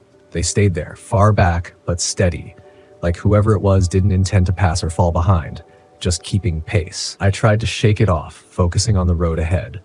The canyon walls began to rise on either side of me, the road narrowing as I approached Dead Man's Pass. My hands tightened on the wheel, the familiar knot of tension growing in my chest. The road was winding, dangerous, with steep cliffs on one side and jagged rock on the other. I'd driven it 100 times before, but not since the night Eddie died. As I climbed higher, the truck started to act up. First, it was the brakes. They began to make a grinding noise that sent vibrations up through the cab. They were new, serviced just a week ago. No reason they should be failing. Then the engine sputtered, just once, but enough to make my heart jump. "Come on, Rusty," I muttered to myself. "Just keep moving, 1 mile at a time." But the truck didn't listen. The headlights behind me were still there, never getting any closer, never fading away. Something about it gnawed at me, a slow realization creeping in. I knew that truck. It was Eddie's. It couldn't be. Of course, Eddie's truck was a wreck at the bottom of the canyon, rusted and forgotten. But the make, the model, even the busted left headlight, it was all the same. And it was following me. I turned up the CB, hoping for some noise to drown out my thoughts. But all I got was static. My hands were sweating now, the wheel slick beneath my fingers. The canyon walls seemed to press in tighter as I reached the most dangerous curve, the very spot where Eddie went over the edge. My foot eased off the gas, but then the CB crackled to life and a voice broke through the static. "Rusty, Hank, you gotta stop." I nearly jerked the wheel in shock. I knew that voice. It was impossible, but I knew it. It was Eddie. "Eddie," I whispered, even though I knew there was no way it could be real. I fumbled with the radio, trying to clear the signal, but the voice only grew louder, swallowed by the hiss of static.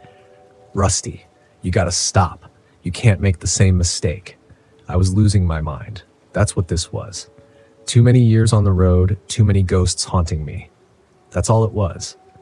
But then the truck sputtered again. The grinding in the brakes got worse. I could feel the whole rig shudder as I tried to slow down, but the brakes weren't responding. I pumped them hard, but nothing. The curve was coming up fast, and I knew I wouldn't make it if the brakes didn't hold. "Damn it," I shouted, yanking the wheel hard to the right, pulling off onto the narrow shoulder. The truck screeched to a stop just inches from the cliff's edge.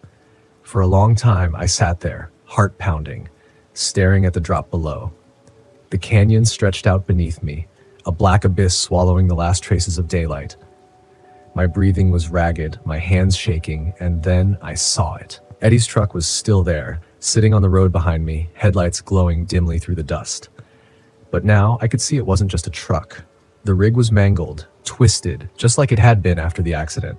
The front end was smashed in, the cab crumpled, the windshield shattered, and standing next to it was Eddie. I blinked, rubbed my eyes, but he didn't disappear. He was there as clear as day. His face was pale, gaunt, eyes hollow, but it was him. He was looking right at me. I stumbled out of the cab, my legs shaking beneath me. I didn't know what I was doing, didn't know what I expected to happen, but I had to get closer. I had to see Eddie. My voice cracked as I took a step toward him. How are you? He didn't speak, just stared at me with those hollow eyes. Then slowly, he raised a hand, pointing down the canyon. I followed his gaze, my heart pounding in my chest. That's when I saw it. The wreckage of his truck lying at the bottom of the canyon, just as it had been all those years ago. No, I whispered. This can't be real. Eddie's voice echoed in my mind, though his lips didn't move. You gotta stop, Rusty. You gotta stop running.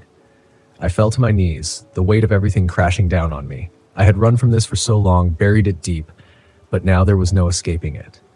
Eddie wasn't here for revenge. He wasn't here to haunt me. He was here because I'd never let him go. I'm sorry, I choked out, tears burning my eyes. I'm sorry, Eddie. It was my fault. I should have listened. I should have stopped. The wind howled through the canyon, and for a moment it sounded like Eddie was speaking again, but this time it wasn't a warning. It was forgiveness. I never blamed you, Rusty. His voice whispered softer now, like it was being carried away by the wind. But you got to forgive yourself. The headlights of Eddie's truck flickered once, then went out. The figure standing beside it began to fade, dissolving into the dust and shadows of the canyon. And then he was gone. I sat there on the edge of the road, staring down into the canyon where my brother's truck had fallen. The air was still, the only sound the soft hum of the desert wind. I didn't know how long I sat there, but when I finally got to my feet, something had shifted inside me. The guilt was still there, but it wasn't crushing me anymore. It wasn't tearing me apart from the inside. I could breathe again. I climbed back into the cab and started the engine. The truck roared to life, and the brakes responded this time, smooth and steady, as I pulled back onto the road. I glanced in the rearview mirror one last time. There was nothing there. No truck, no headlights, just empty miles of desert behind me. I smiled a sad, tired smile. It was time to stop running, time to go home. As I drove through Dead Man's Pass, the echoes of the past faded into the night, leaving only the road ahead. My name is Orion Mason, and this happened to me on October 5th, 1999. It's a story I never thought I'd share, but here we are. I was always a skeptic, never one to believe in ghosts or monsters. My buddies and I decided to take a trip to an obscure campsite in the backwoods of Montana. We had our RV packed with everything we needed for a weekend of fishing, drinking, and general good times. The group was me, Mike Thatcher, and Sam Peters. We were childhood friends, tight as ever despite all the years that had passed. We'd been planning this trip for months. Mike was the outdoorsman, the guy who could start a fire with 2 sticks. Sam, on the other hand, was a tech geek, but still loved the idea of roughing it out in nature. Me, I just needed a break from my job at the factory, something different from the daily grind. The campsite was about 10 miles off the main road, deep enough into the woods that we wouldn't see another soul for the whole weekend. We set up camp next to a small lake, the water calm and inviting. The first day was perfect. We fished, drank beer, and laughed about old times. That night, sitting around the fire, Sam was showing us the new satellite phone he brought along. He was always the one to have the latest gadget. Mike teased him, saying, "Why'd you bring that thing? We're supposed to be off the grid." Sam just shrugged. You never know when you might need it. After a few hours, we turned in. The RV was cozy, and the beer helped me fall asleep fast. Around 2 a.m., I woke up needing to take a leak. I stepped outside. The night was pitch black, except for the light of the moon reflecting off the lake. The silence was deafening. As I was finishing up, I heard something rustling in the bushes behind me. I figured it was just a raccoon or something, so I didn't think much of it and went back to sleep. The next morning, Mike and Sam were already up and about. Mike was by the lake, trying to catch breakfast while Sam was tinkering with his gadgets. "Morning, sleepyhead," Sam said as I stumbled out of the RV. I grabbed a cup of coffee and joined Mike by the water. He seemed a bit on edge, not his usual laid-back self. "Everything all right?" I asked. He just nodded. "Yeah, just didn't sleep well. Kept hearing noises." The second day went by without much happening, but that night, things got weird. We were all in the RV playing cards and laughing about some stupid joke Mike made when we heard it. A distant scream. It wasn't an animal, it was human. We all froze, listening. Then it came again, louder and more desperate. Mike grabbed the flashlight and headed outside. "Stay here," he said. But Sam and I weren't about to let him go alone. We followed the sound, moving deeper into the woods. The screams turned into frantic cries for help. "Hello? Who's there?" Mike called out. The cries stopped abruptly, and the silence that followed was even more unsettling. We searched around, but found nothing. No sign of anyone. We headed back to the RV, unsettled but trying to brush it off. "Probably some pranksters," Mike said, but none of us believed it. That night, I couldn't sleep. Around 3 a.m., I heard something scratching at the RV door. My heart raced as I sat up, straining to hear. The scratching got louder, more insistent. I nudged Mike awake. "Do you hear that?" He listened for a moment, then nodded.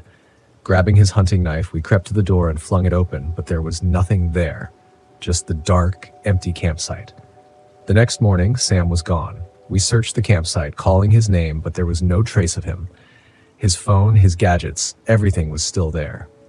Panic set in. We had no choice but to use the satellite phone to call for help. The nearest ranger station was hours away, but they promised to send someone out. We waited, anxiety gnawing at us. The rangers arrived by noon, but they didn't find anything either. They assured us they'd keep looking and advised us to stay put. Mike and I were wrecks, barely speaking. We just sat by the fire, staring into the flames, jumping at every sound. That night, I had the first watch. Around midnight, I heard footsteps outside the RV. I woke Mike, and we grabbed our flashlights. Stepping out into the cold night, we saw them, bare footprints leading away from the RV into the woods. They were too large to be Sam's and definitely not ours. We followed the tracks, hearts pounding. They led to a clearing, and that's when we saw it. A figure, hunched over, tearing into something on the ground. We shone our lights on it, and it turned to face us. It wasn't human, at least not completely. Its eyes glowed in the light, and its mouth was smeared with blood. Mike screamed, and the thing bolted into the woods, moving faster than anything I'd ever seen. We approached what it had been feeding on, and my stomach turned. It was a deer, or what was left of it, mangled and half-eaten. We ran back to the RV, locked the door, and didn't sleep the rest of the night. At dawn, we packed up, ready to leave this nightmare behind. But as we were loading up, we found Sam's body. He was propped up against a tree, eyes wide open, his throat torn out. It was a sight that will haunt me forever. We got out of there fast, driving to the nearest town to report what we'd found. The police didn't believe us, of course. They thought it was a bear attack or something. They took our statements, but I could see they were skeptical. Mike and I never talked about it after that. We went our separate ways, the trip a dark memory we both tried to bury. I don't go camping anymore. I stick to places with lots of people around. But sometimes, late at night, I think about that thing in the woods and wonder if it's still out there. I've done some research trying to figure out what it was. The closest I've come is a creature from local folklore, something they call Wendigo, but I can't be sure. All I know is it was real, and it took my friend. I've always liked the quiet of the road. No one asking questions, no one poking into your business, just miles of highway, the hum of the engine, and the occasional crackle of a distant voice on the CB. But that night, somewhere on Route 50 in the middle of Nevada, the silence felt different, too quiet, too heavy. It had been days since I'd had a decent break. I'd left San Francisco with a load of building materials bound for Kansas City, figuring Route 50 would cut the travel time. They call it the loneliest road in America, and I've driven it enough times to know why. For hours at a time, you don't see a soul, just endless desert dotted with mountains that never seem to get any closer. I was more tired than I wanted to admit. The kind of tired that sneaks up on you where your eyelids grow heavy and the lines on the road start to blur. Normally, I'd push through, but something told me to pull over this time. I glanced at the clock and decided to hit the next rest stop I saw. A quick nap, I told myself, and I'd be good as new.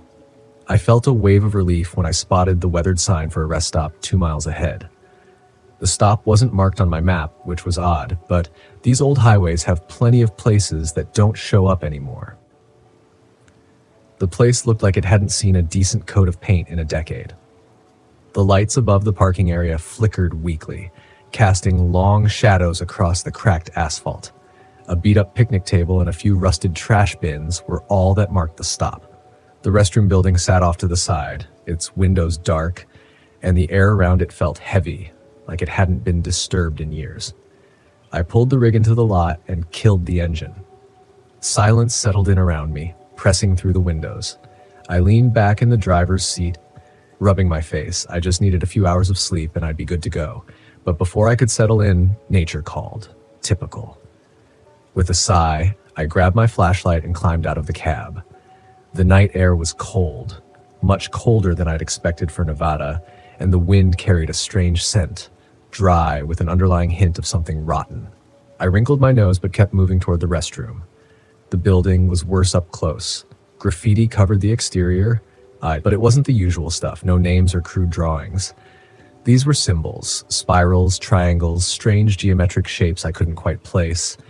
Some of them were carved deep into the wood, like they'd been there a long time. I pushed the door open, and the smell hit me harder inside, stronger than before. I flicked the light on, but the bulb overhead just buzzed and flickered weakly. I turned on my flashlight and swept it across the room. The place was empty, as I expected, but the walls were covered in more of those symbols, dozens of them, carved into the tiles drawn on the mirrors. I did my business quickly, trying to ignore the feeling that those symbols were watching me, and made my way back out to the parking lot. That's when I saw the first figure. It was standing just beyond the reach of the flickering lights, a man in a heavy coat, his back to me, staring out into the desert. For a second, I considered calling out to him, but something about the way he stood there, so still, so quiet, made my gut twist. I stopped in my tracks, trying to decide if I should just get back in the truck and go. But the man didn't move. He didn't even seem to notice I was there. Maybe he was just another trucker, but I hadn't seen another rig on the road in hours. I took a step back toward my truck, keeping an eye on the figure. When I reached for the door handle, my fingers brushed something cold. Too cold. I pulled my hand back, confused, and shone the flashlight on the handle. Symbols. Those same spirals and triangles scratched into the metal of my door. My heart started racing. I hadn't seen them there before.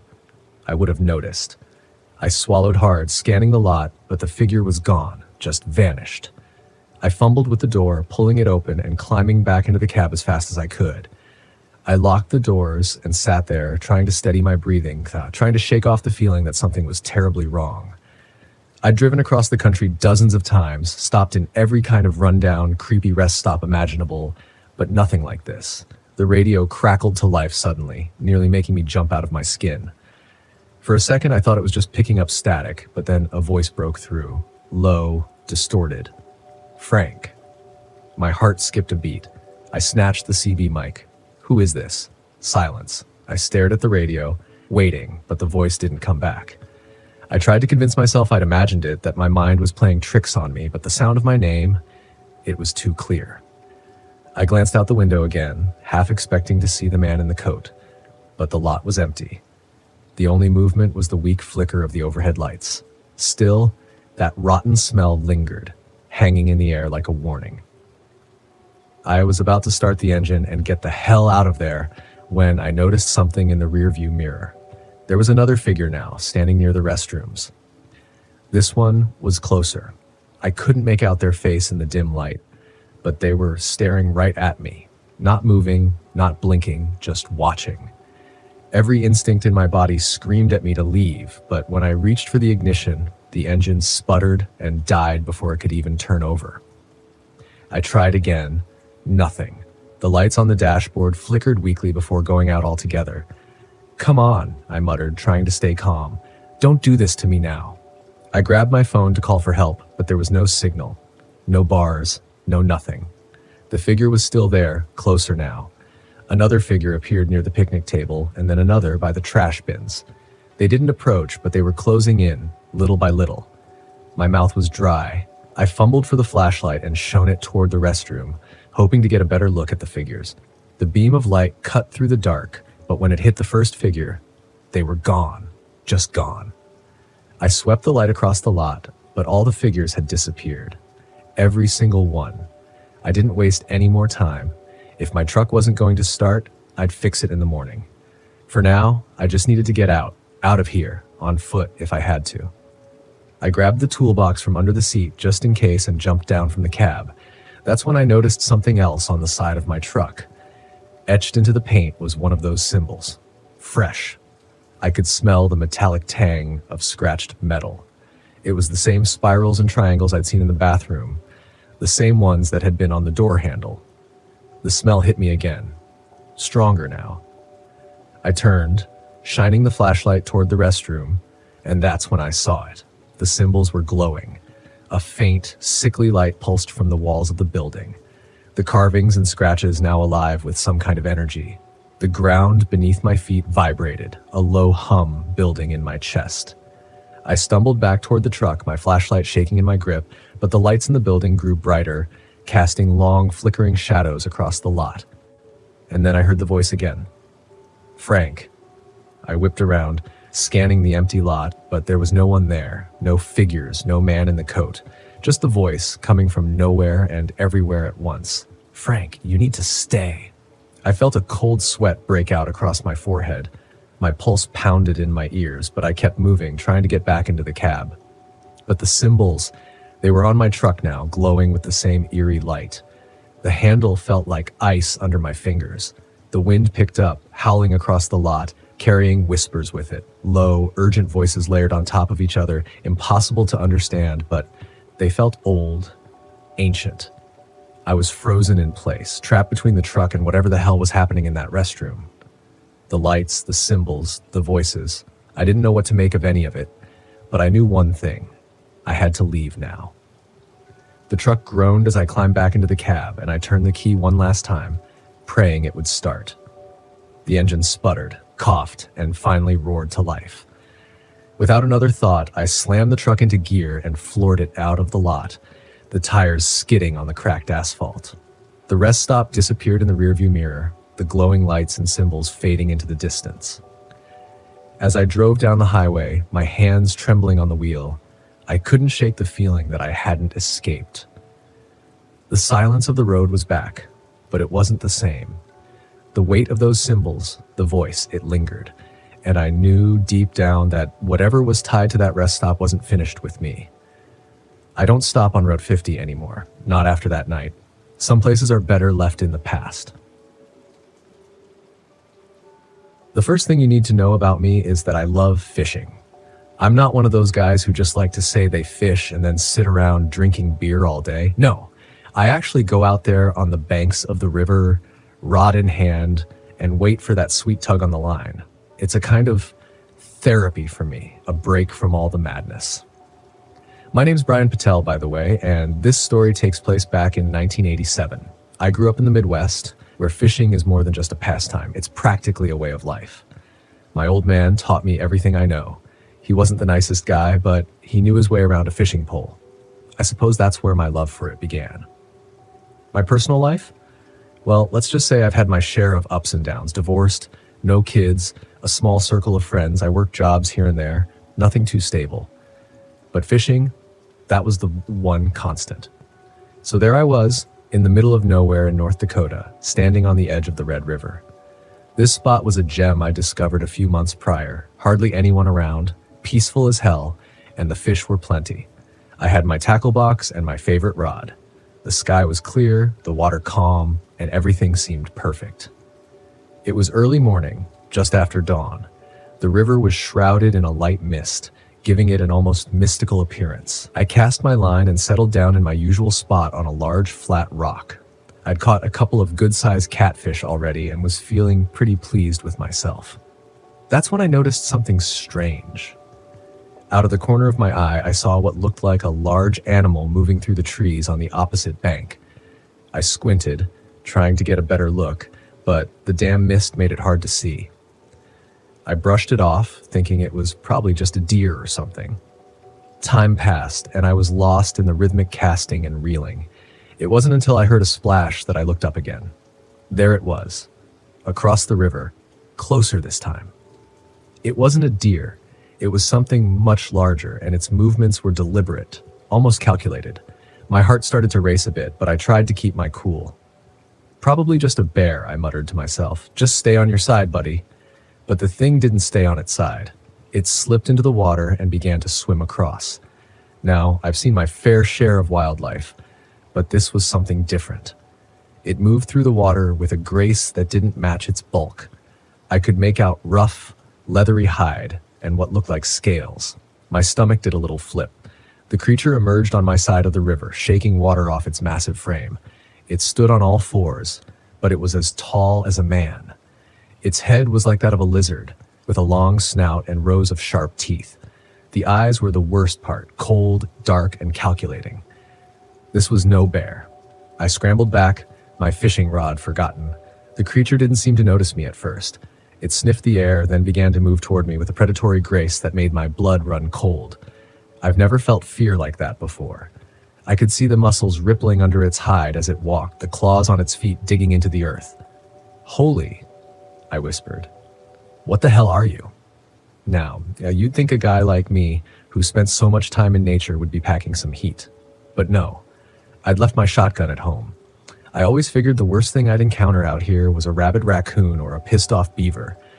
This thing was way out of my league. I started backing away slowly, hoping to reach my truck. I'd parked it a little way off, thinking the walk would be good exercise. Stupid. Stupid move. The creature's head snapped in my direction, and it let out a sound that was halfway between a hiss and a growl. I nearly pissed myself. All right, I muttered, trying to keep my voice steady. "Just stay calm, Brian. It's just an animal. You've faced worse." But the truth was, I hadn't. This thing was like nothing I'd ever seen. It started moving toward me. Faster now. I turned and ran, my boots slipping on the wet grass. I could hear it behind me, crashing through the underbrush. My heart was pounding. My lungs felt like they were going to burst. I reached the tree line and kept running, branches whipping at my face. I could hear the creature getting closer, its breath hot on my heels. Then I spotted an old, dilapidated cabin up ahead, probably abandoned. Without thinking, I bolted for it. I slammed into the door with my shoulder and it gave way with a creak. I stumbled inside and kicked the door shut, fumbling for something to barricade it with. There wasn't much. A broken chair, some old crates. I shoved everything I could find against the door, then backed away, looking for anything I could use as a weapon. The cabin was dark, the air thick with dust and the smell of rot. I found a rusty hatchet hanging on the wall and grabbed it, my hands shaking. The creature was outside now, circling the cabin. I could hear its claws scratching at the wood, testing for a weak spot. My mind raced. How the hell was I going to get out of this? There was a small window on the far side of the cabin. Maybe, just maybe, I could slip out and make a run for it. I crept over, trying to stay quiet. The window was grimy, but I could see the outline of the trees outside. I started to pry it open, wincing as it squealed in protest. Suddenly, there was a loud crash. The creature had thrown its weight against the door. The barricade was starting to give. I doubled my efforts, wrenching the window open just enough to squeeze through. I was halfway out when the door gave way with a splintering crack. I looked back and saw it. The creature's head pushed through the gap, its eyes locking onto mine. There was no mistaking the hunger in those eyes. It wanted me, and it was going to get me. I twisted and kicked, pushing myself through the window and falling to the ground outside. I hit the dirt hard, the wind knocked out of me. I struggled to my feet, gasping for air. The creature was right behind me, clawing its way through the window. I didn't wait to see if it would fit. I took off running again, my legs burning with the effort. I could see the river up ahead. Maybe, if I could make it to the water, I could lose the creature. I crashed through the underbrush, lungs on fire. I could hear it behind me. Closer now. The river was just ahead. I could see the glint of the water through the trees. I burst out of the trees and onto the riverbank. Without thinking, I dove into the water. The cold hit me like a slap, but I didn't care. I swam with everything I had. I glanced back and saw the creature on the bank, pacing back and forth. It let out a roar of frustration, and I knew I'd made the right call. I kept swimming until I reached the other side. I dragged myself onto the shore, collapsing in a heap. I lay there for a moment, gasping for breath, my mind racing, trying to make sense of what had just happened. What the hell was that thing? And why was it after me? I forced myself to get up. I couldn't stay here. I needed to get to my truck and get the hell out of here. I stumbled through the trees, my body aching. It felt like hours before I finally saw the glint of my truck in the distance. I reached the truck and yanked the door open, fumbling with the keys. My hands were shaking so badly I could barely get the key in the ignition. Finally, the engine roared to life, and I floored it, tearing down the dirt road as fast as I could. I didn't stop driving until I reached the nearest town. I pulled into a gas station and sat there for a moment, trying to calm down. My mind was a mess, replaying the events of the day over and over. I needed to tell someone, but who would believe me? I decided to go to the police. Maybe they could make sense of it. I drove to the station and stumbled inside, looking like I'd been through hell. The officer at the desk looked up, his eyes widening as he took in my appearance. "Jesus, what happened to you?" he asked. I don't even know where to start," I said, my voice shaking. "There's something out there in the woods. It's not an animal. It's something else. It tried to kill me." The officer raised an eyebrow, clearly skeptical. "All right, take a seat. Let's hear your story." I told him everything, from the moment I saw the creature to my escape across the river. He listened, his expression shifting from skepticism to concern. When I finished, he leaned back in his chair, rubbing his chin. "That's quite a tale," he said, "but you're not the first one to report something strange out there. We've had a few missing persons cases in that area, folks who went out into the woods and never came back." My blood ran cold. "So, you believe me?" He nodded. "I believe you saw something. What it is, I don't know, but we'll send a team out there to investigate." I spent the night in a motel, too shaken to drive home. The next morning, I went back to the police station to see if they'd found anything. The officer I had spoken to was waiting for me. "We sent a team out to the area you described," he said. "They found the cabin, and they found tracks. But whatever it was, it's gone now." "Gone?" I asked, my stomach sinking. He nodded. "We're keeping an eye on the area, but for now, it looks like you're safe." Safe. The word felt hollow. I didn't feel safe. Not anymore. I left the station and headed home, my mind a whirlwind of thoughts. What was that creature? Where had it come from? And why had it targeted me? I never found the answers to those questions. But I stopped fishing at the Red River. Some things are better left alone.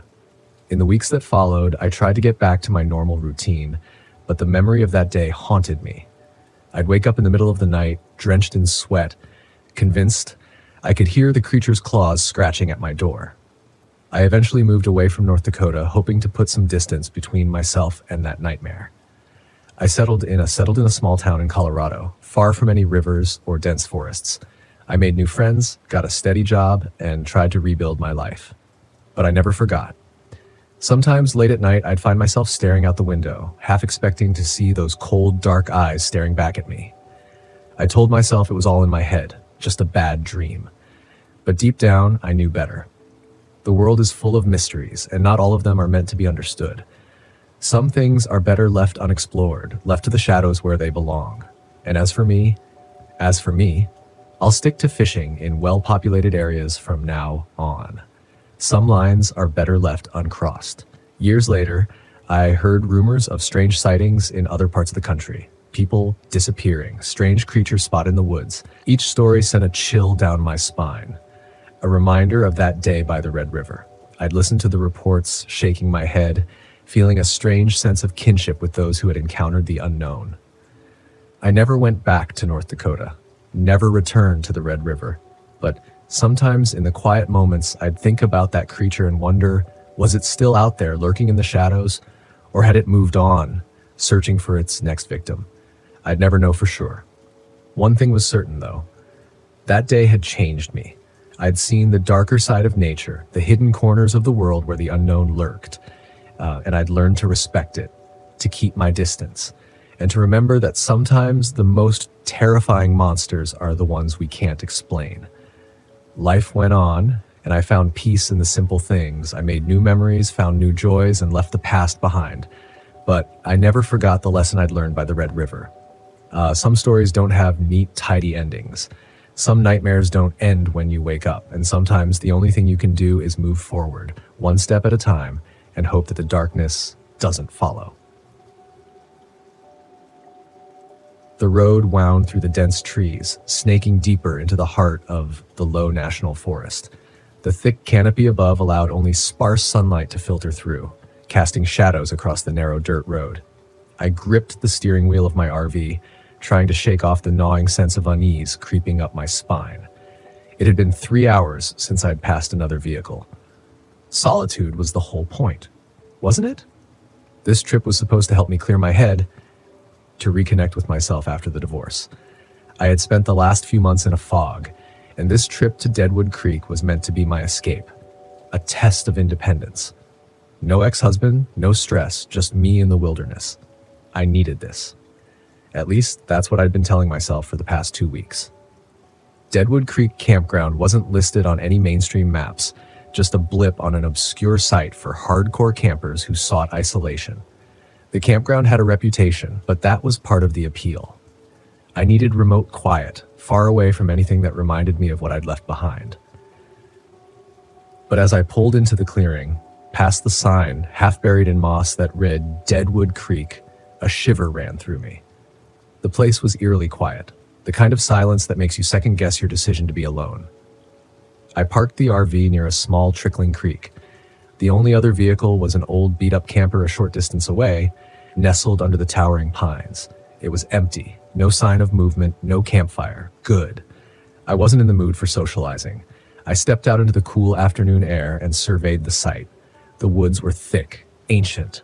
The ground was littered with pine needles, muffling the sound of my footsteps. A perfect retreat. I set up camp, unfolding my chair and setting my mug of tea beside me as I sat by the creek, listening to the soft gurgle of the water. It was peaceful, just as I'd hoped. But after a while, the peace felt off, too still. The air grew heavy, pressing down on me, and the silence wasn't comforting anymore. It was oppressive. My mind wandered back to the stories I'd read online, the rumors about Deadwood Creek's dark history. This used to be a mining settlement during the gold rush, or so the tale went. Dozens of men had come to find their fortunes, but most found only death, mysterious disappearances, bodies never recovered. Some say the men still haunt the place, bound to the land, working their endless shifts beneath the earth. I dismissed it at first, chalking it up to local folklore meant to spook tourists. But now, sitting alone in the fading light, the stories didn't seem so far-fetched. The wind rustled the trees, and I jumped at the sound. Get it together, Hannah, I thought, rolling my eyes at my own nerves. I hadn't come all this way just to scare myself into leaving. That's when I saw him. A man standing near the edge of the campground, just at the tree line, leaning against a tree. He was tall with broad shoulders and a scruffy beard, his clothes worn and dirty as if he'd been out here for weeks. His gaze was fixed on me. I waved awkwardly, and he lifted a hand in response before slowly walking over. "Didn't mean to spook you," he said, his voice easy, almost too casual. "Didn't expect anyone else out here this late in the season." "I wasn't expecting anyone either," I replied, forcing a smile. "Just needed some time alone, you know." "Yeah, I get that," he chuckled, though the sound didn't quite reach his eyes. "I'm Rick, by the way. Been coming here for years." I nodded, unsure what to say. Rick had the look of someone who belonged out here, who knew the woods like the back of his hand. I didn't. "Be careful out here," Rick said after a pause, his gaze drifting toward the woods. "Deadwood Creek's got a history. Strange things happen when the sun goes down." My skin prickled at his words, but I forced myself to laugh. "Let me guess? Ghost stories? Miners and all that?" Rick's expression didn't change. "Something like that. Just don't stray too far from your camp." He turned and walked back to his camper without another word, leaving me with a knot of unease in my stomach. That night, I couldn't sleep. The RV was quiet, the temperature inside dropping faster than I expected. I wrapped myself in blankets and tried to ignore the feeling that something was wrong. Then the sound started. At first, I thought it was the wind, but soon I realized it was more than that. Faint at first, barely perceptible. A rhythmic clinking echoed from the direction of the creek. It sounded like tools, mining tools, pickaxes striking rock. I bolted upright in bed, my heart pounding. No, I was just imagining it. This was what I came here for, solitude. But I couldn't shake the sound. It was getting louder, the metallic rhythm persistent, almost like a heartbeat. I grabbed a flashlight and climbed out of the RV, my breath visible in the cold night air. The forest was a wall of darkness, the trees looming overhead like silent sentinels. The sound of the creek was louder now, rushing over rocks, and I could swear I heard voices, whispers carried on the wind. My flashlight beam swept across the campsite, catching nothing but trees and the faint shimmer of water. But then I saw them. Figures, shadowy, half-formed shapes moving by the creek. Their outlines faint but unmistakably human. They moved like they were working, digging, swinging pickaxes in time with the clinking sound. My throat tightened as I realized they weren't there in the normal sense. They were translucent, faded. I stumbled back, my mind scrambling to make sense of it. Ghosts? No, that was impossible. I backed toward the RV, my pulse racing, but as I turned, I nearly collided with Rick. "Easy," he said, raising his hands. "I saw your light. Thought I'd come check on you." I couldn't find the words to explain what I'd just seen, but Rick didn't need me to. He just looked over at the creek and nodded, his face unreadable. "They come out at night, the miners. Been here for over a century, trapped in their own hell." I swallowed hard, trying to suppress the rising panic. "You mean you know about this? What is this place?" Rick gave a half smile, though it was more sad than comforting. "Deadwood Creek. These men came here to find gold, but all they found was death. Now they're stuck here, working the land forever. Some nights they're just echoes. Other nights..." He trailed off, but the implication was clear. On other nights, they weren't just echoes. The forest around me was too quiet. I'd been sitting by the campfire outside my RV, immersed in the silence for hours. But now something felt off. The kind of off you feel in your gut before your brain catches up to what's happening. No wind, no rustling in the leaves, just dead stillness. That was the first thing I noticed when I pulled up to this remote campsite deep in Mount Hood National Forest. A place like this should have been full of life. Birds, insects, something. But the only sound was the crackle of the fire and the distant hum of the radio I'd brought along. I needed quiet after everything that had happened over the past year. I wasn't looking for distractions, just isolation. After my wife's death, nothing made sense anymore. People kept telling me I needed to move on, but the noise of life, the sympathy, the well-meaning advice, the friends who didn't know what to say became unbearable. So I packed up and hit the road, hoping the wilderness would give me space to think, or maybe stop thinking altogether. I thought the forest would help. It had. Until now. The radio's static broke the silence, a sudden burst of garbled noise that made me jump. I turned my head toward the RV where the old ham radio sat inside. I hadn't even touched the thing in hours. It was an antique I'd brought along to mess around with in my downtime, but the signal had been dead all day. No stations, no chatter, nothing. Until now. I stood up from the fire, walked over to the RV, and ducked inside to check the radio. The static was louder, more insistent, like it was trying to form words but couldn't quite get there. I twisted the dials, searching for a clearer signal, but all I got was more white noise. Then, through the crackling, I heard it. A voice, faint and garbled, speaking numbers. 1, 3, 7, 8, 9.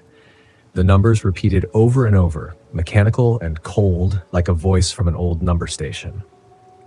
It didn't make sense. I was miles from anywhere, and this was supposed to be a dead zone.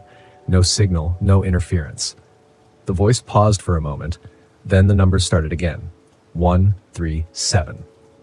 It sent a chill through me, but I told myself it was just some rogue signal bouncing off the atmosphere.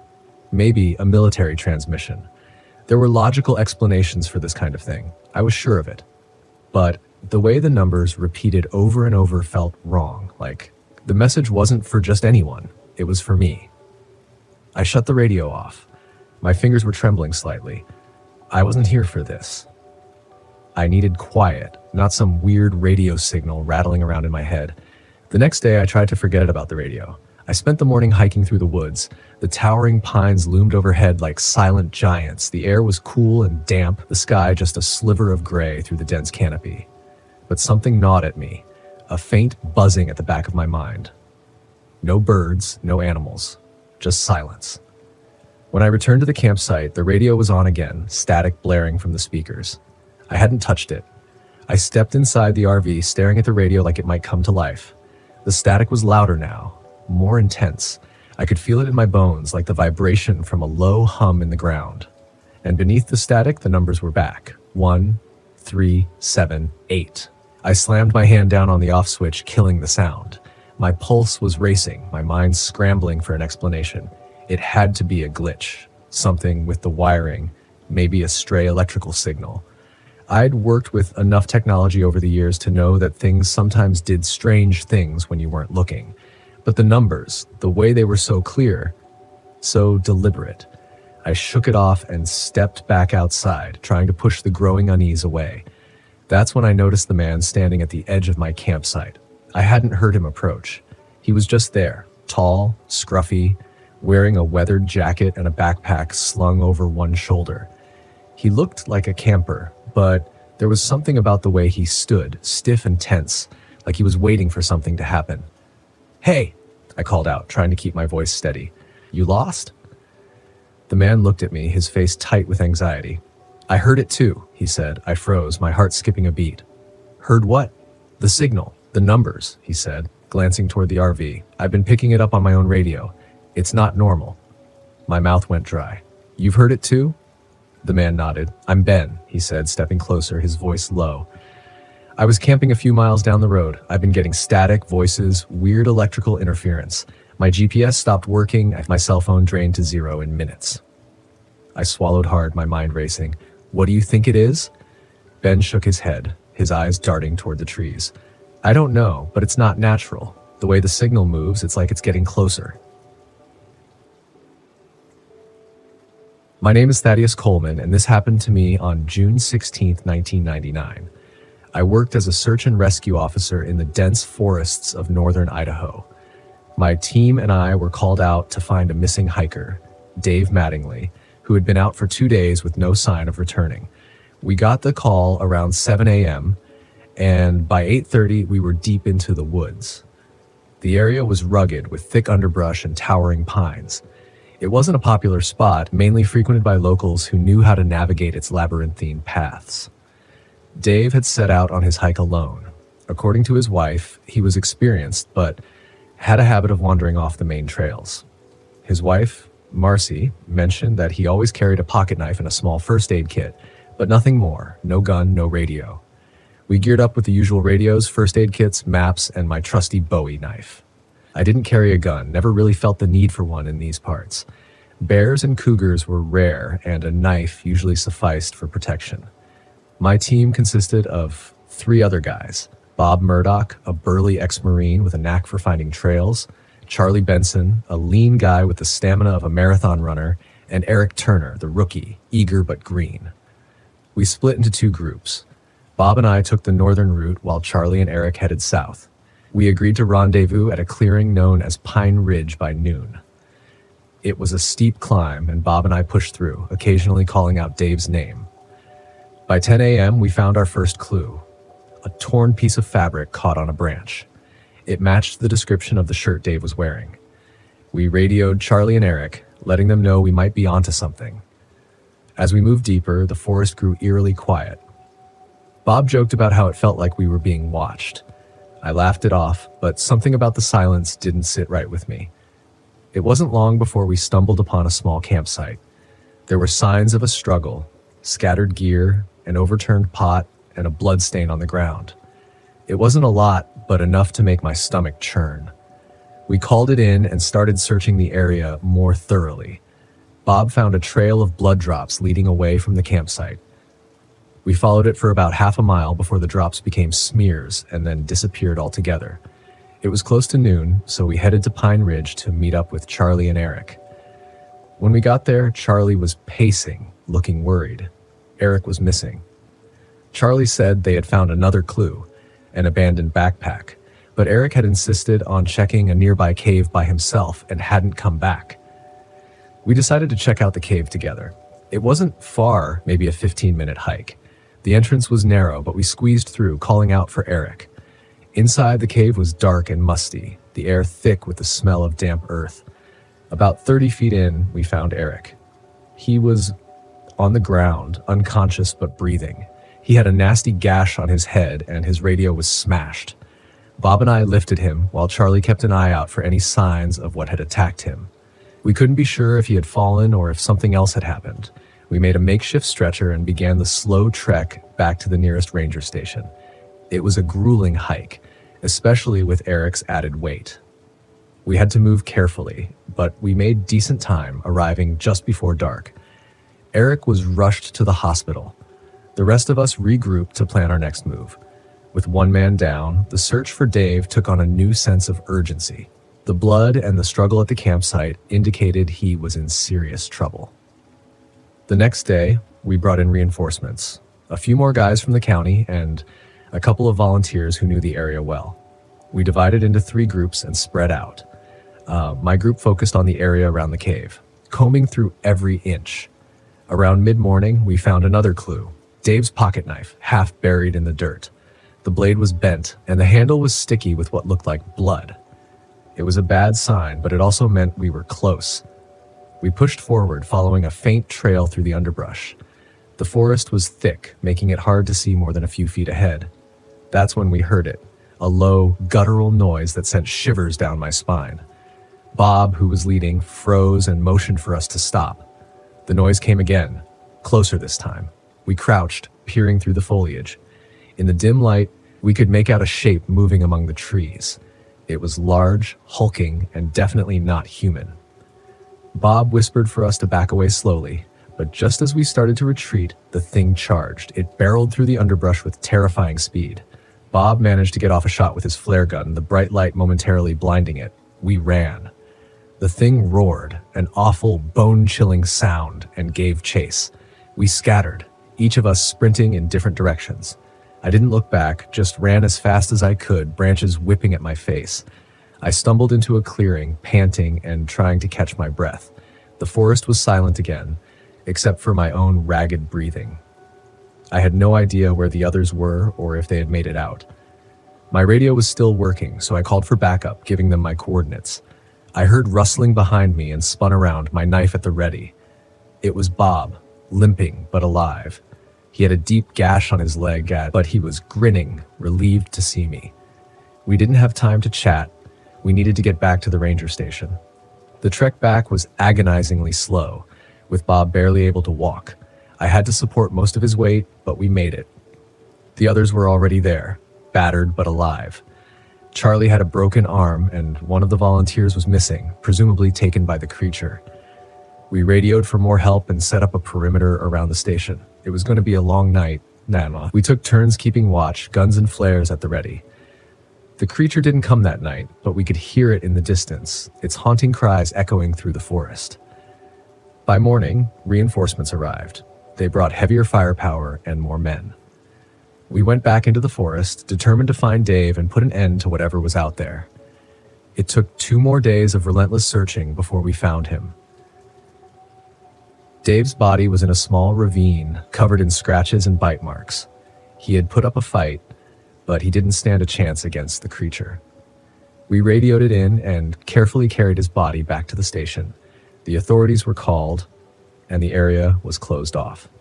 They conducted an investigation, but officially, they never found the creature. Unofficially, they told us it was likely a bear, though none of us believed it. Bears didn't move like that, didn't hunt like that. Eric recovered from his injuries, but never came back to search and rescue. Charlie took a desk job, and Bob retired early. As for me, I stayed on, but I never went back to that part of the forest. There are places in this world that are best left alone, and that was one of them. Sometimes late at night, I still hear its cries in my dreams, and I know that out there in those dark woods, something waits. I never wanted to drive Loveland Pass again. I hadn't been back on that stretch of road since the night Marty died, the night his rig went over the edge and disappeared into the fog like it had never existed. The only thing they found was twisted metal at the bottom of the canyon. I told myself it wasn't my fault, but the guilt stuck to me like oil on a rag, refusing to wash off no matter how many miles I put between me and that place. But Pete called in a favor. He needed me, and I owed him more than I could count. A convoy job through the Rockies, 3 trucks hauling high-value cargo to a research facility in Colorado. It was big money, but more than that, It was for Pete. He convinced me with a laugh over the phone. "Come on, Red. We need your experience out here. What could go wrong?" I didn't laugh.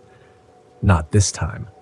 So there I was, back in the driver's seat of my rig, with Pete leading the convoy and another trucker, Jerry, bringing up the rear.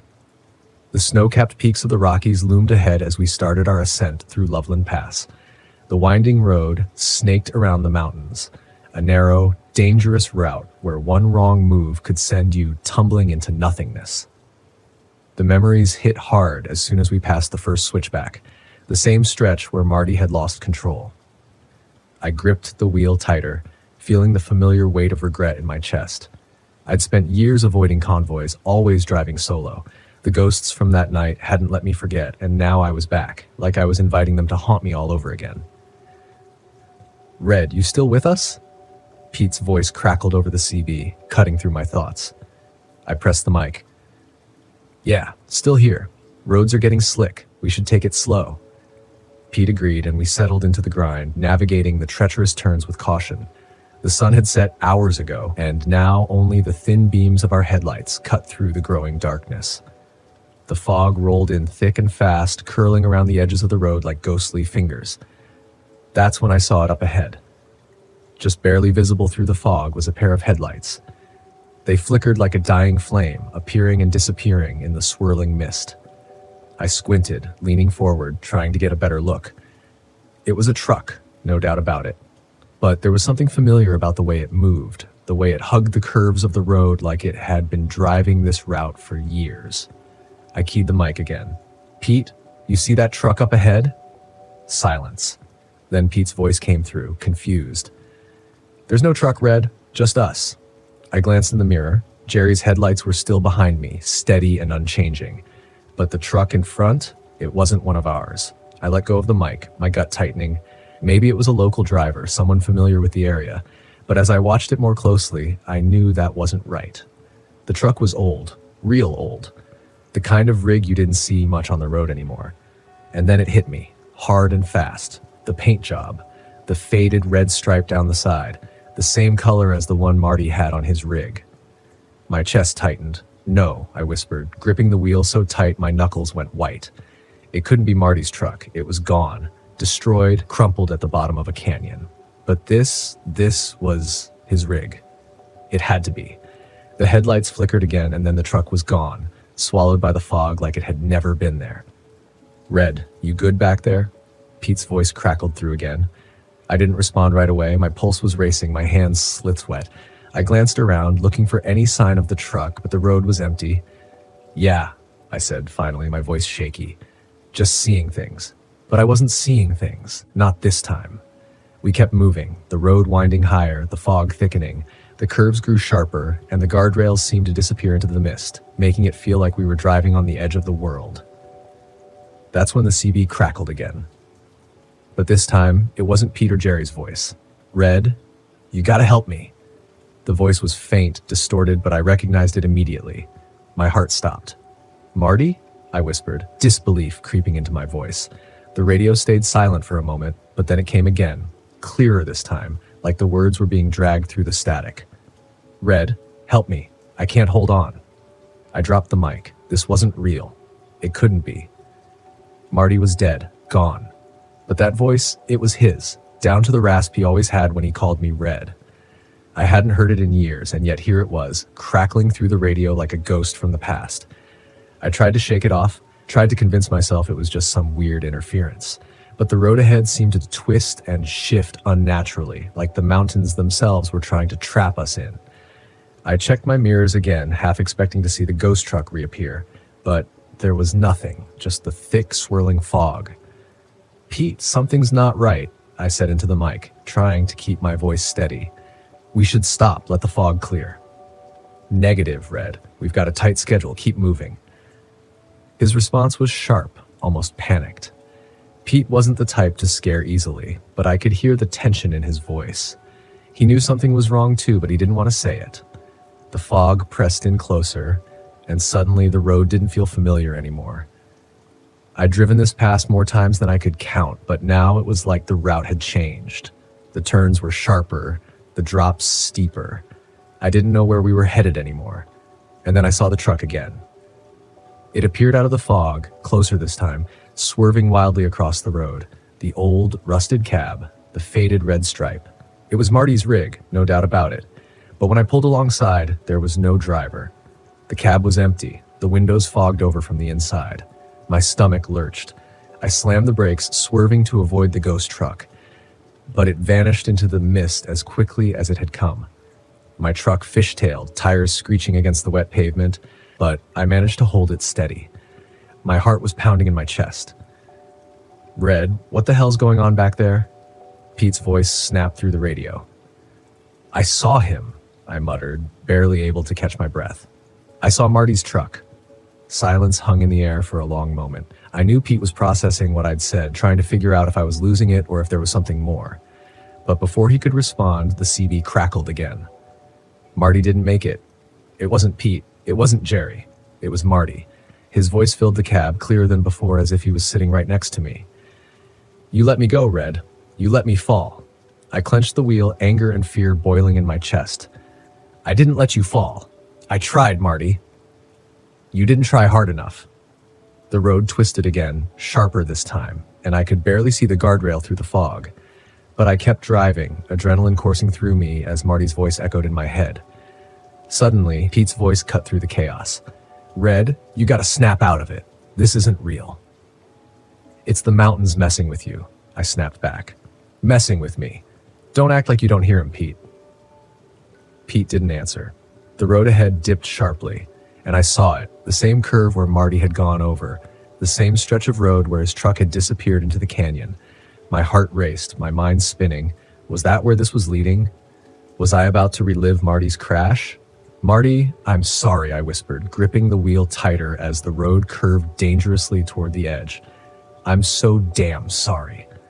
The fog lifted just enough for me to see what was ahead. Marty's truck, in the middle of the road, blocking the pass. There was no time to stop, no time to think. I swerved hard, avoiding the ghost truck at the last second. My rig skidded, the wheels screeching as I fought to keep control. For a moment, I thought I was going over the edge. The wheels teetered on the lip of the canyon, the guardrail creaking under the weight of the truck. But I yanked the wheel, pulling the rig back onto solid ground. My breath came in ragged gasps. I looked in the rearview mirror. The ghost truck was gone. The fog was clearing, and for the first time in years, I felt like I could breathe. "Red?" Pete's voice came over the radio, softer now. "You still with us?" "Yeah," I whispered, gripping the wheel with trembling hands. "I'm still here." The mountains stretched ahead, empty and quiet. But I could still hear Marty's voice in the back of my mind, and I knew, in some way, he'd always be with me. We made it through the pass just as the sun broke over the horizon, casting a pale light over the jagged peaks. The road ahead was clear, but I knew I'd never forget the night I'd faced Marty's ghost. My name is Zeus Gonzalez, and this happened to me on October 17th, 1997. I was 33 at the time, working a steady job as a machinist in Dayton, Ohio. I needed a break from the grind, so I decided to take the RV out for a week. Just me and the open road. My buddy Dave Holt said he'd tag along. Dave was an old friend, the kind you could sit in silence with, and it would still feel like a conversation. We'd both been itching for a good old-fashioned camping trip, so we planned to hit the Allegheny National Forest in Pennsylvania.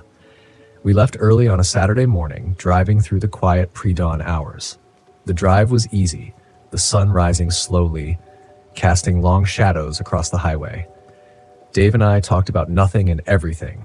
Work, women, the sorry state of the Bengals, normal stuff. We made it to the forest by mid-afternoon, found a good spot by the river, and set up camp. The RV was a 1986 Winnebago, not fancy, but comfortable.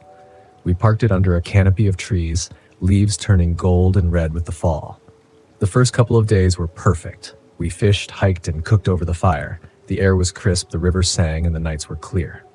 On the third day, though, things took a turn. We decided to hike deeper into the forest, looking for a stream Dave swore had the best trout fishing. We'd been walking for about 2 hours when we stumbled across something strange. It was a clearing, but not a natural one. The trees had been hacked down, the ground scarred by deep ruts like something heavy had been dragged through. "Looks like someone's been here with machinery," Dave said, frowning. Doesn't make sense, I replied. We're miles from any roads.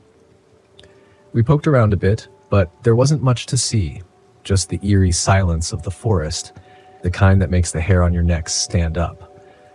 We shrugged it off and moved on, but the unease stayed with us. That night, back at the RV, we sat by the fire, trying to shake off the weird vibe. Dave cracked open a couple of beers, and we tried to laugh it off. Probably just some logging crew that got lost, Dave said. Yeah, maybe, I agreed, though I didn't believe it. Something felt wrong about that clearing. We turned in early, but I couldn't sleep. I kept hearing noises outside, soft rustling that could have been the wind but didn't quite sound like it. Around midnight, there was a loud crash, like something heavy had fallen. Dave and I bolted upright, grabbing flashlights and stepping outside. The clearing was bathed in moonlight, everything eerily still. But there, about 20 feet from the RV, was a massive tree branch, snapped clean off and lying across our fire pit.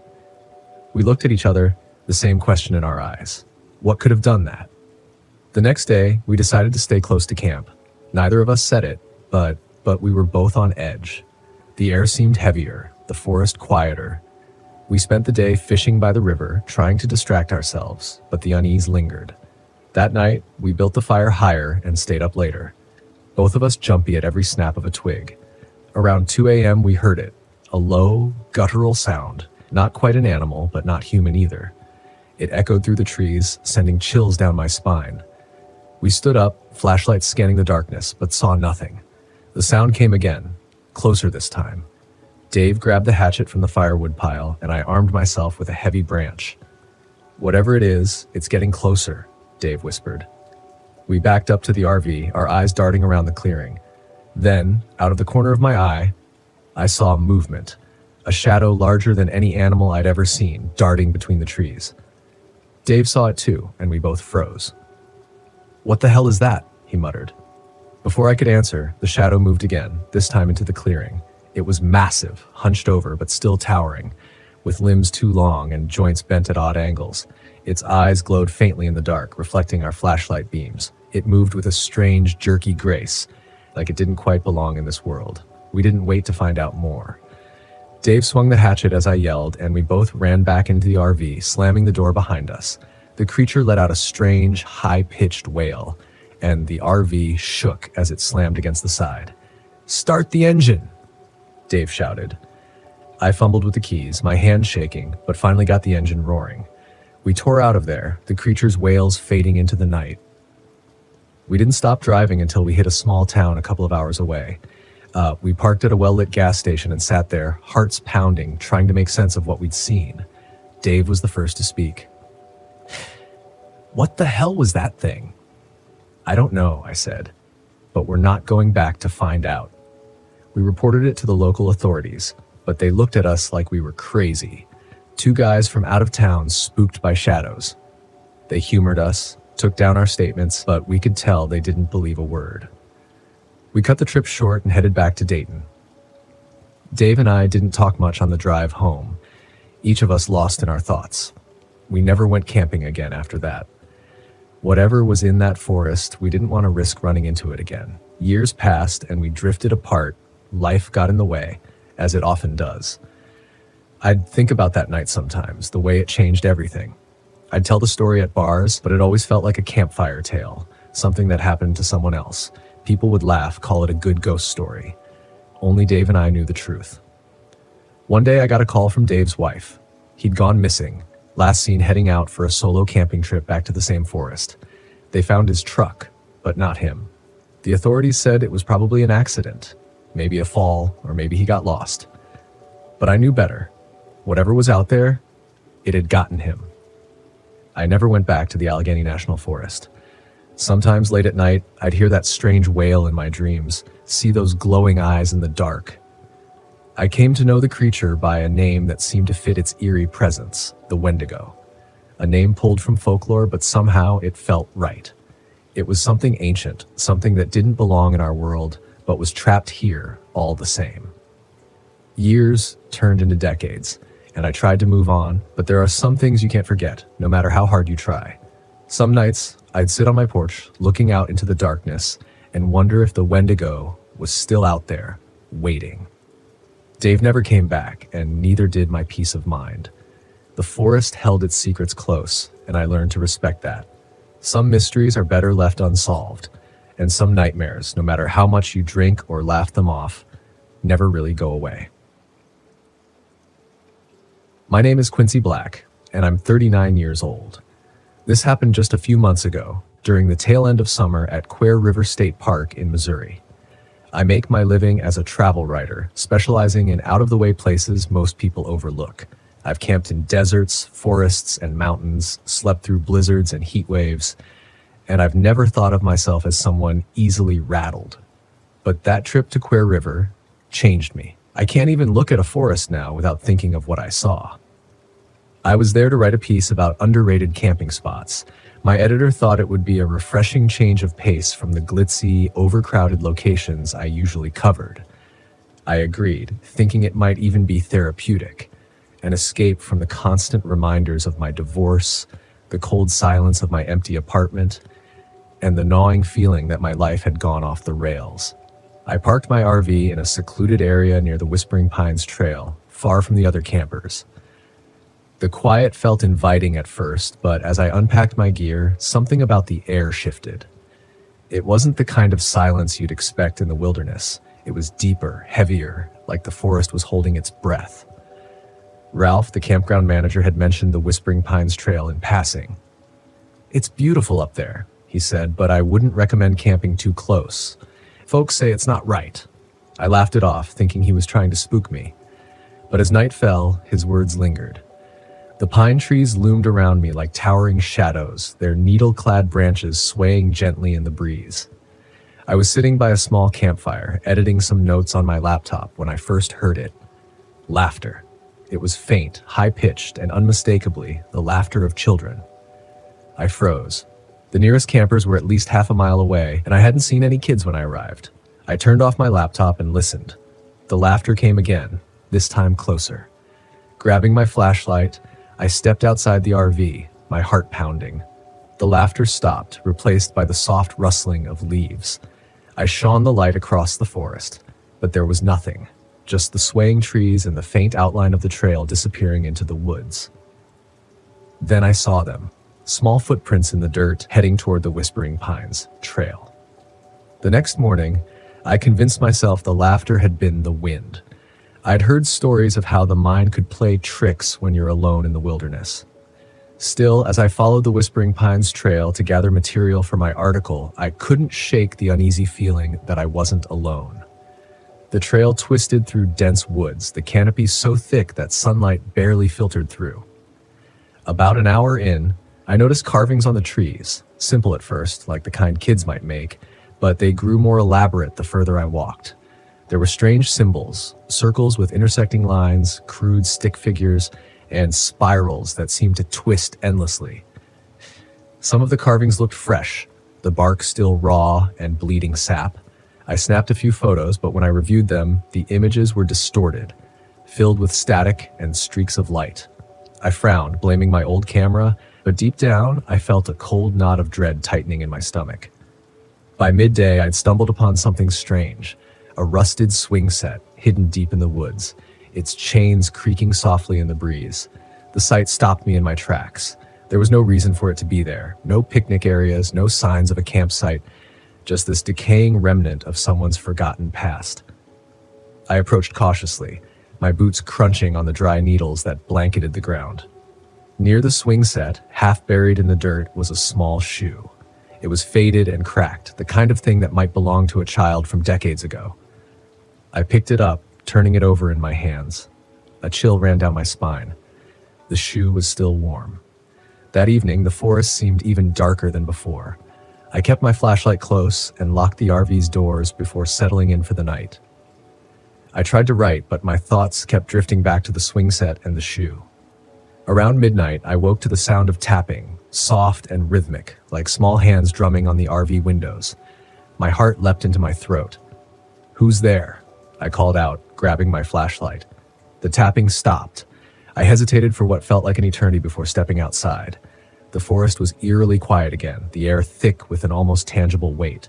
Then I saw it, a dusty old doll lying on the ground, its button eyes staring blankly up at me.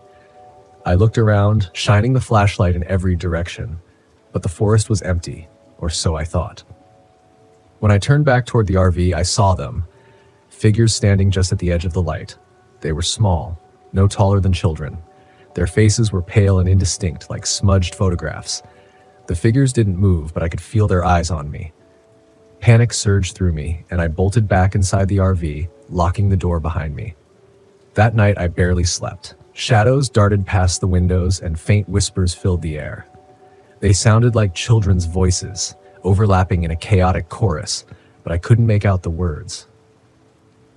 The next day, desperate for answers, I drove to the nearest town and visited the local library. An old woman at the desk seemed hesitant when I asked about the Whispering Pines Trail, but eventually she brought out a box of yellowed newspapers. The articles painted a grim picture. In the 1930s, a group of children from a nearby orphanage had gone missing during a summer camping trip. Their bodies were never found, and the case remained unsolved. The area had been abandoned soon after, left to rot under the weight of tragedy. One photo caught my eye, a grainy image of the children lined up in front of the swing set I'd found in the woods. Determined to get to the bottom of things, I returned to the forest and retraced my steps. This time, I ventured deeper, following a faint trail that seemed to appear and disappear at random. Eventually, I came across an old, dilapidated cabin, its walls covered in the same strange symbols I'd seen carved into the trees. Inside, the air was thick with the scent of mildew and decay. The floor was littered with toys, dolls, wooden blocks, marbles, all caked in dust. On the walls, crude carvings depicted stick figures surrounded by flames. My flashlight flickered, and for a moment, I thought I heard laughter again, faint and echoing. That night, a storm rolled in, trapping me in the RV. Lightning illuminated the forest in brief, blinding flashes, and thunder rattled the windows. The whispers returned, louder and more insistent, accompanied by the sound of small feet running circles around the RV. Then the children appeared inside. They didn't open the door or crawl through a window. They were just there, pale and translucent, their eyes wide and empty. They stared at me, their mouths moving soundlessly. I tried to speak, but my voice caught in my throat. My flashlight died, plunging the RV into darkness. As the storm raged outside, my mind was flooded with images, not memories, but something else. I saw the children's last moments, the fire consuming the cabin, their screams as they tried to escape, and the counselor who failed to save them. The children weren't just haunting the forest, they were trapped in it, reliving their deaths over and over, unable to move on. Desperate, I gathered the doll and the toys I'd found, piling them outside the RV. I doused them with lighter fluid and lit a match. The flames roared to life and the whispers turned into anguish cries. The storm ceased abruptly, leaving the forest eerily still. The children were gone. I left Quare River State Park the next morning, my hands trembling on the wheel. I never finished the article. Some stories, I realized, aren't meant to be told. But even now, as I write this, I can feel their presence, a faint tap on the window, a whisper just out of earshot, a reminder that some tragedies can't be left behind. There's a kind of silence that creeps up on you when you're driving long stretches of road at night. The engine hums, the tires hiss against the pavement, and everything else just falls away into the dark. I used to like that silence, back when the road was a refuge, a way to keep the past buried. Now, though, that silence had taken on a different weight. I couldn't shake the feeling that something was waiting out there, in the fog. My name's Jack Evans, slick to those who know me well, and I've been hauling loads across this country for over 15 years. Before that, I worked as a commercial diver, recovering lost cargo off the coast. But the sea and I had fallen out. I thought getting into trucking would keep me far away from the water. Funny how life has a way of dragging you back to the places you least want to go. Tonight, I was hauling a sealed container bound for a shipyard near Bar Harbor, Maine. Simple job, no questions asked, just get it there. The kind of job I used to take without a second thought. But the client's vagueness about the cargo and the extra cash to stay quiet left a sour taste in my mouth. Still, money's money, and I wasn't one to dig too deep. The fog rolled in thick as I drove north along Route 1, the coastal highway running parallel to the sea. I knew this stretch of road well enough to navigate it blind, but tonight the fog seemed thicker, heavier. The GPS had started acting up about an hour ago, rerouting me onto older, narrower roads. I assumed it was just a glitch. Old systems didn't handle the coastal areas too well, but now my gut was telling me something else. As I passed another turnoff toward the cliffs, the GPS blipped again, rerouting me to an unnamed road that curved down toward the coast. My knuckles whitened around the wheel as I considered pulling over to reset the system. Something was wrong. The hairs on the back of my neck prickled, the kind of feeling you get right before a storm hits. Just then, the CB radio crackled to life. "Jack!"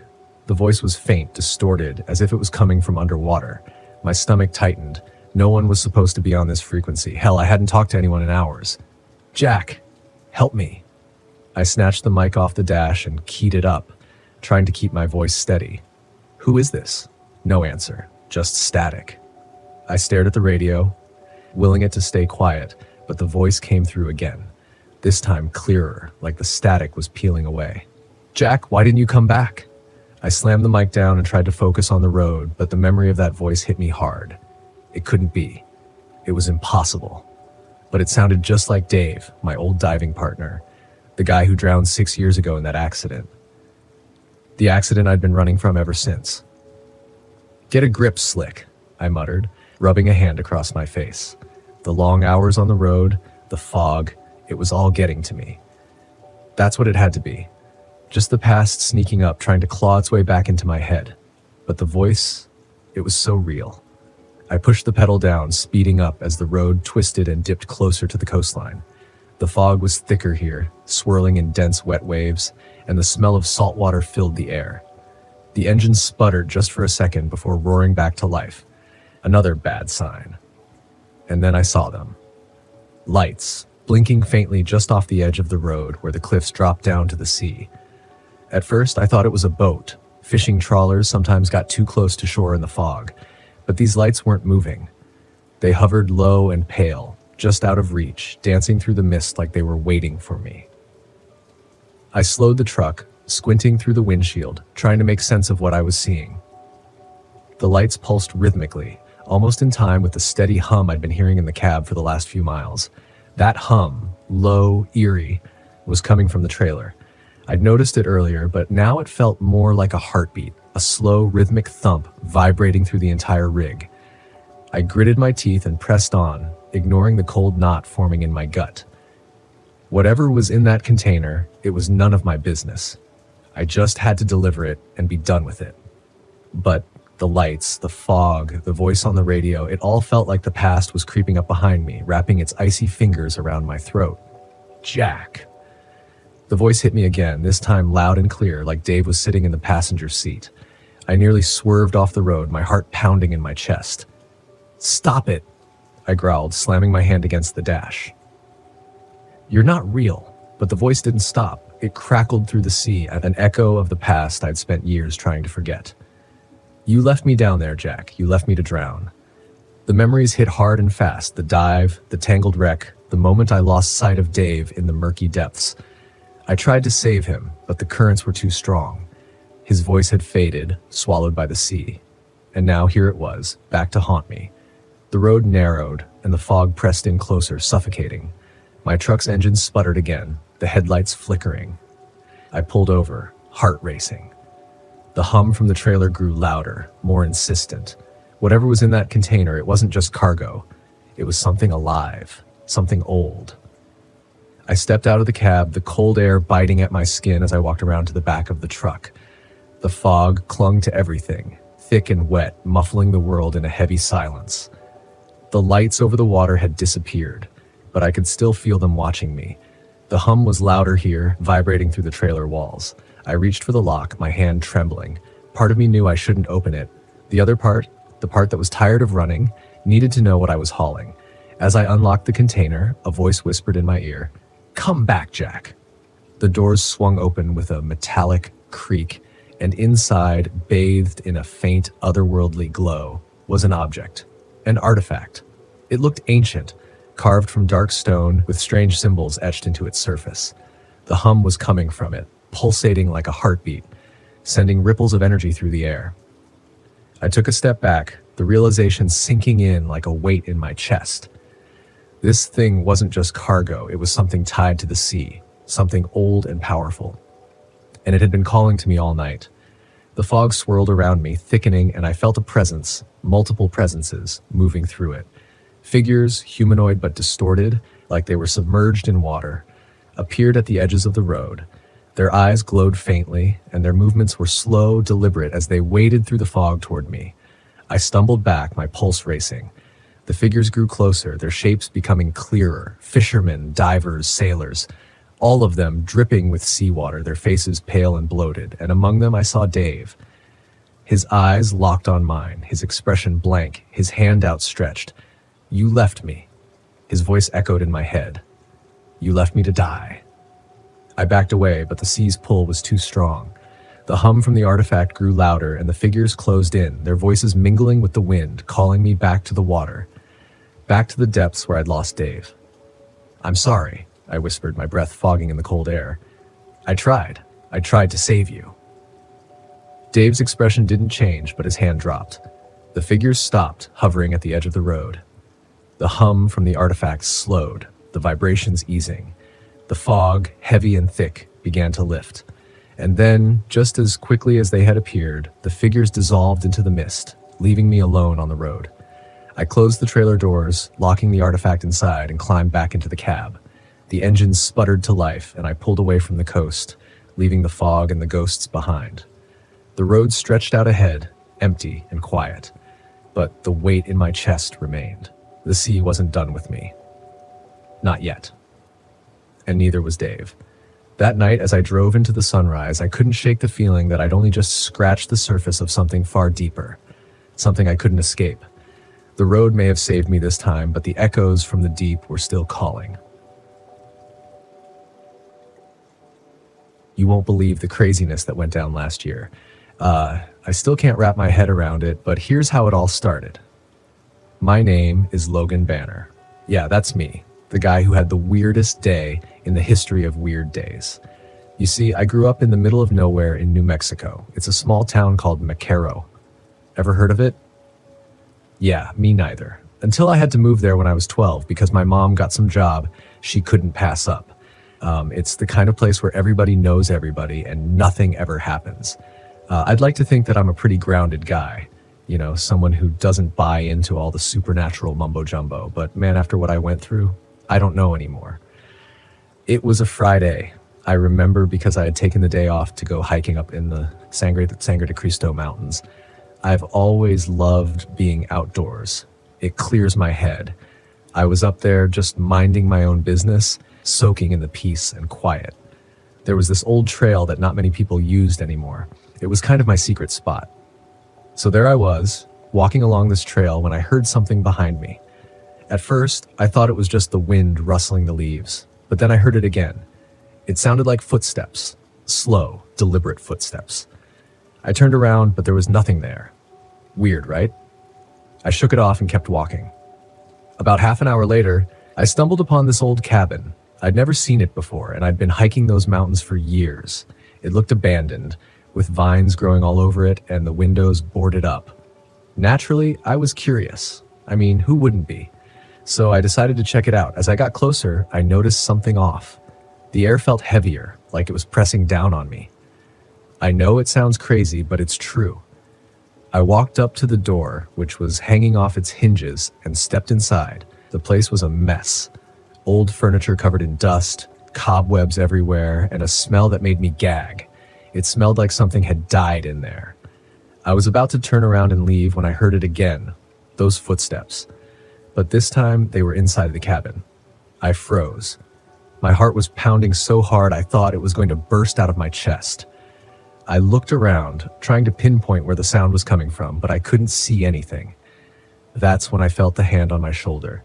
I spun around so fast I nearly tripped over my own feet. There was nobody there. I'm not kidding. The place was empty. I don't scare easily, but at that moment, I was ready to bolt. Before I could move, I heard a voice. It was faint, like a whisper, but I could make out the words, "Help me." Now I know what you're thinking. Why didn't I just get the hell out of there? Trust me, I wanted to. But something about that voice made me stay. It sounded so desperate, so helpless.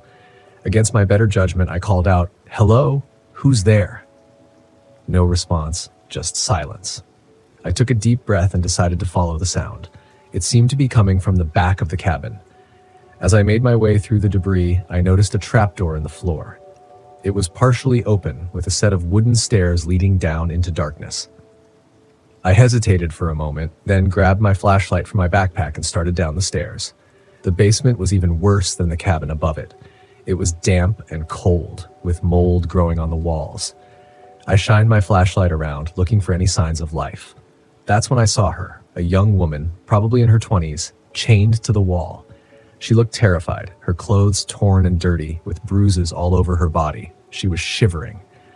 I rushed over to her and tried to break the chains, but they were solid metal. "Who did this to you?" I asked, but she just shook her head, too scared to speak. I tried to reassure her, telling her I would get her out of there, but honestly, I didn't know how. That's when I heard the footsteps again, this time coming down the stairs. I turned around, ready to face whoever was coming, but what I saw made my blood run cold. It was a creature unlike anything I'd ever seen. It was tall, at least 7 feet, with matted fur and long, sharp claws. Its face was a grotesque mix of human and animal features, and it was staring right at me with a hunger that sent chills down my spine. I grabbed a piece of wood from the floor and held it out in front of me like a makeshift weapon. "Stay back," I yelled. But the creature just snarled and started toward me. I swung the wood as hard as I could, but it barely made a dent.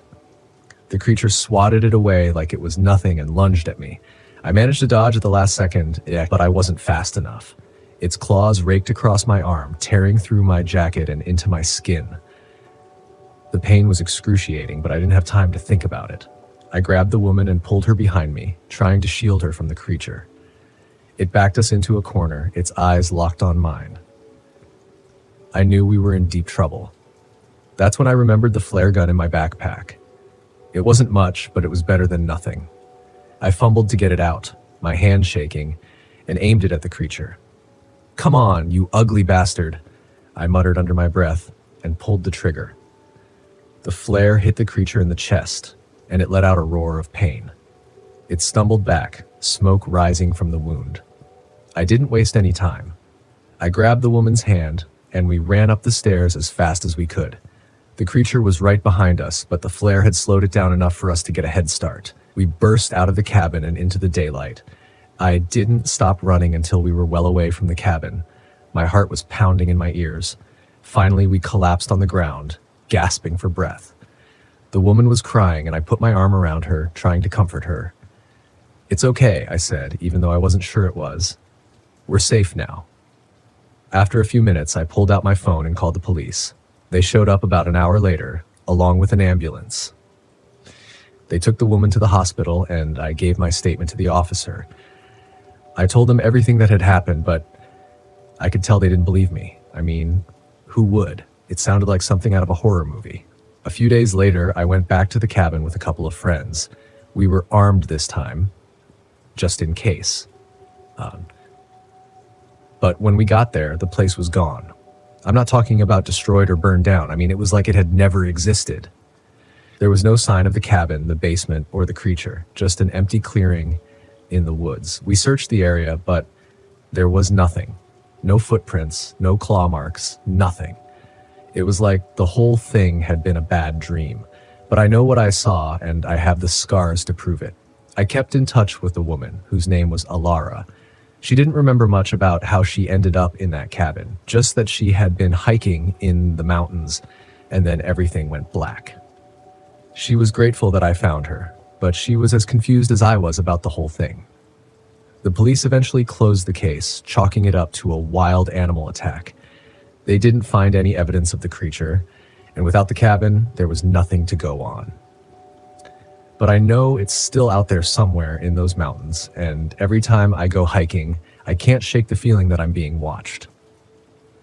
I guess the moral of the story is, don't go poking around in places you don't belong. You never know what you might find, or what might find you. The end. or maybe just the beginning.